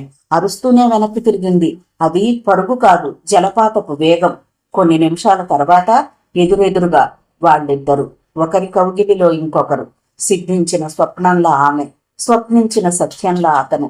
చెమటతో తడిసిపోయిన ఋషిమిత్ర ముఖంలోకి చూసింది. అతని పెదవుల వైపు చూసింది శ్రీవింజ. ఆ మరుక్షణమే ఆ 4 పెదవులు కలుసుకున్నాయి ముచ్చటగా. ముందు భీమరాజు మరణం, ఆ తరువాత తాను ఎవరినైతే తన జీవితంలో అధికాధికంగా ప్రేమించిందో, ఆరాధించిందో ఆ వ్యక్తిని తన తండ్రి రూపంలో పోగొట్టుకోవడం ఆమెను ఎంతగానో కదిలించి వేసింది. ఆ ఎడబాటుని, వేదనని ఋషిమిత్ర ఓదార్పుతోనే ఎంతో కొంత అధిగమించగలిగింది శ్రీవింజ. అరకు నుంచి ఎలా వచ్చానో, ఎలా నా ఎస్టేట్కి నేను చేరుకున్నానో నాకు అర్థం కాలేదు. నా అదృష్టం బాగుండి పూజ్యులైన విరూపాక్షదేవి దృష్టిలో ముందుగా పడ్డాను. ఆయన నా పరిస్థితిని గమనించి అంతకు 2 రోజుల క్రితమే అమెరికా నుంచి వచ్చిన ప్రపంచ ప్రఖ్యాత సైకియాట్రిస్ట్ డాక్టర్ వేమూరి రమేష్ గారి దగ్గరకు తీసుకెళ్లారు. ఆయన ఇచ్చిన 3 అవర్స్ ట్రీట్మెంటే నన్ను విశ్వాసఘాతకుడిని కాకుండా చేసింది. 181వ నిమిషంలోనే నా బందీఖానా, నాకు జరిగిన రాంగ్ ట్రీట్మెంట్, ఆ పైన నీ ప్రవేశం, నీ ప్రయత్నం, నీ త్యాగం అన్నీ నాకు జ్ఞప్తికొచ్చాయి. ఆ మరుక్షణమే నీ గురించి విరూపాక్షదేవి గారికి తెలియజేసి నీకోసం నేను బయలుదేరుతూ ఉండగా ఆయనే నన్ను ఆపేశారు. శ్రీవింజ నీకు దక్కాలంటే నువ్వు ఆమెను గుర్తు పట్టనట్లుగానే ప్రవర్తించాలి, లేదంటే డాక్టర్ రషీద్ బృందం ఆమెను అంతం చేస్తుంది అని ఆయన హెచ్చరించారు. డాక్టర్ రషీద్ బృందం నాకు చేసిన అన్యాయం గురించి అప్పటికే పూర్తిగా తెలుసుకున్న నేను వాళ్లను హతం చెయ్యాలన్నంత ఆవేశానికి లోనయ్యాను. వాళ్లకు భయపడి నాకు పునర్జన్మనిచ్చిన శ్రీవింజను దూరం చేసుకోలేను అని చెప్పాను. నువ్వు తలుచుకుంటే ఆ బృందాన్ని హతం చెయ్యగలవు, ఆ పైన శ్రీవింజని దక్కించుకోగలవు. దాని మూలంగా ఆ బృందాన్ని రెడ్ హ్యాండెడ్ గా పట్టుకోలేవు. సమస్యకు పరిష్కారం చంపటం కాదు, గతం గుర్తులేనట్లు ప్రవర్తిస్తుంటేనే వాళ్ళ మీద ఓ కన్నేసి వాళ్ళ మూమెంట్స్ ని తెలుసుకోవడానికి వీలవుతుంది అని చెప్పారు ఆయన.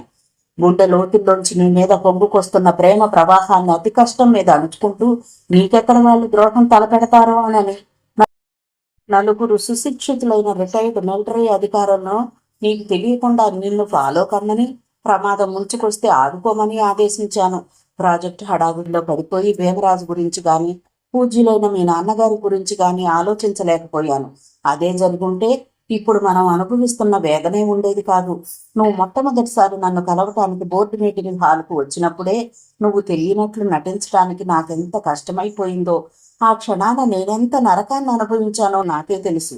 చెప్పటం ఆపి విండోలోంచి చిరాన్ ప్యాలెస్ అర్బన్ ఫారెస్ట్ ను చూస్తూ తనలో రేగుతున్న బాధను అణుచుకునే ప్రయత్నంలో పడిపోయాడు ఋషిమిత్ర. అప్పటి వరకు ఎంతో నిగ్రహంతో అంతా విన్న శ్రీవింజ కళ్ళ వెంట ఉడికి రాబోతున్న కన్నీటిని అణుచుకుంటూ నెమ్మదిగా వెళ్లి ఋషిమిత్రను వెనక నుండి తన పరిష్వంగంలోకి తీసుకుంది. అరగంట కానీ ఋషిమిత్ర మనిషి కాలేకపోయాడు. తాను స్థిమితంగా బెడ్ మీద కూర్చుని ఋషిమిత్ర తలని తన ఒడిలో పొదుపుకుంది శ్రీవింజ. మనల్ని రక్షించటం కోసం తన జీవితాలనే త్యాగం చేసిన భీమరాజు, మా నాన్నగారు ఇద్దరూ మనకు బిడ్డలుగా పుట్టబోతున్నారు అంది శ్రీవింజ ఋషిమిత్ర తలని నిమురుతూ. ఋషిమిత్ర కళ్ళు తెరిచి శ్రీగింజ కేసి అర్థం కానట్లుగా చూశాడు. అవును, 3 రోజుల క్రితం కడుపులో నొప్పిగా ఉంటే హాస్పిటల్కి వెళ్ళాను. జబ్బేమిటో డయాగ్నోజ్ చేయలేని డాక్టర్లు స్కానింగ్ చేసి నా కడుపులో కవలలున్నట్లు చెప్పారు అంది శ్రీగింజ అతని నుదుటి మీద ఆర్తిగా చుంబిస్తూ. అంత వేదనలోనూ అంతులేని ఆనందం ఋషిమిత్ర కళ్ళల్లో మెరిసింది. శుభం. కథ విన్నందుకు ధన్యవాదాలు. ఈ నవల మీకు నచ్చితే ఒక లైక్ చేయండి, షేర్ చేయండి, నా ఛానల్ని సబ్స్క్రైబ్ చేసుకోండి, నన్ను సపోర్ట్ చేయండి. మీరు ఇచ్చే ఒక్క లైక్ నాకు, నా ఛానల్కి ఎంతో సపోర్ట్ ఇస్తుందండి. మీ యొక్క విలువైన అమూల్యమైన సలహాని, సూచనల్ని కామెంట్ రూపంలో తెలియజేయండి. Thank you. ఉంటానండి.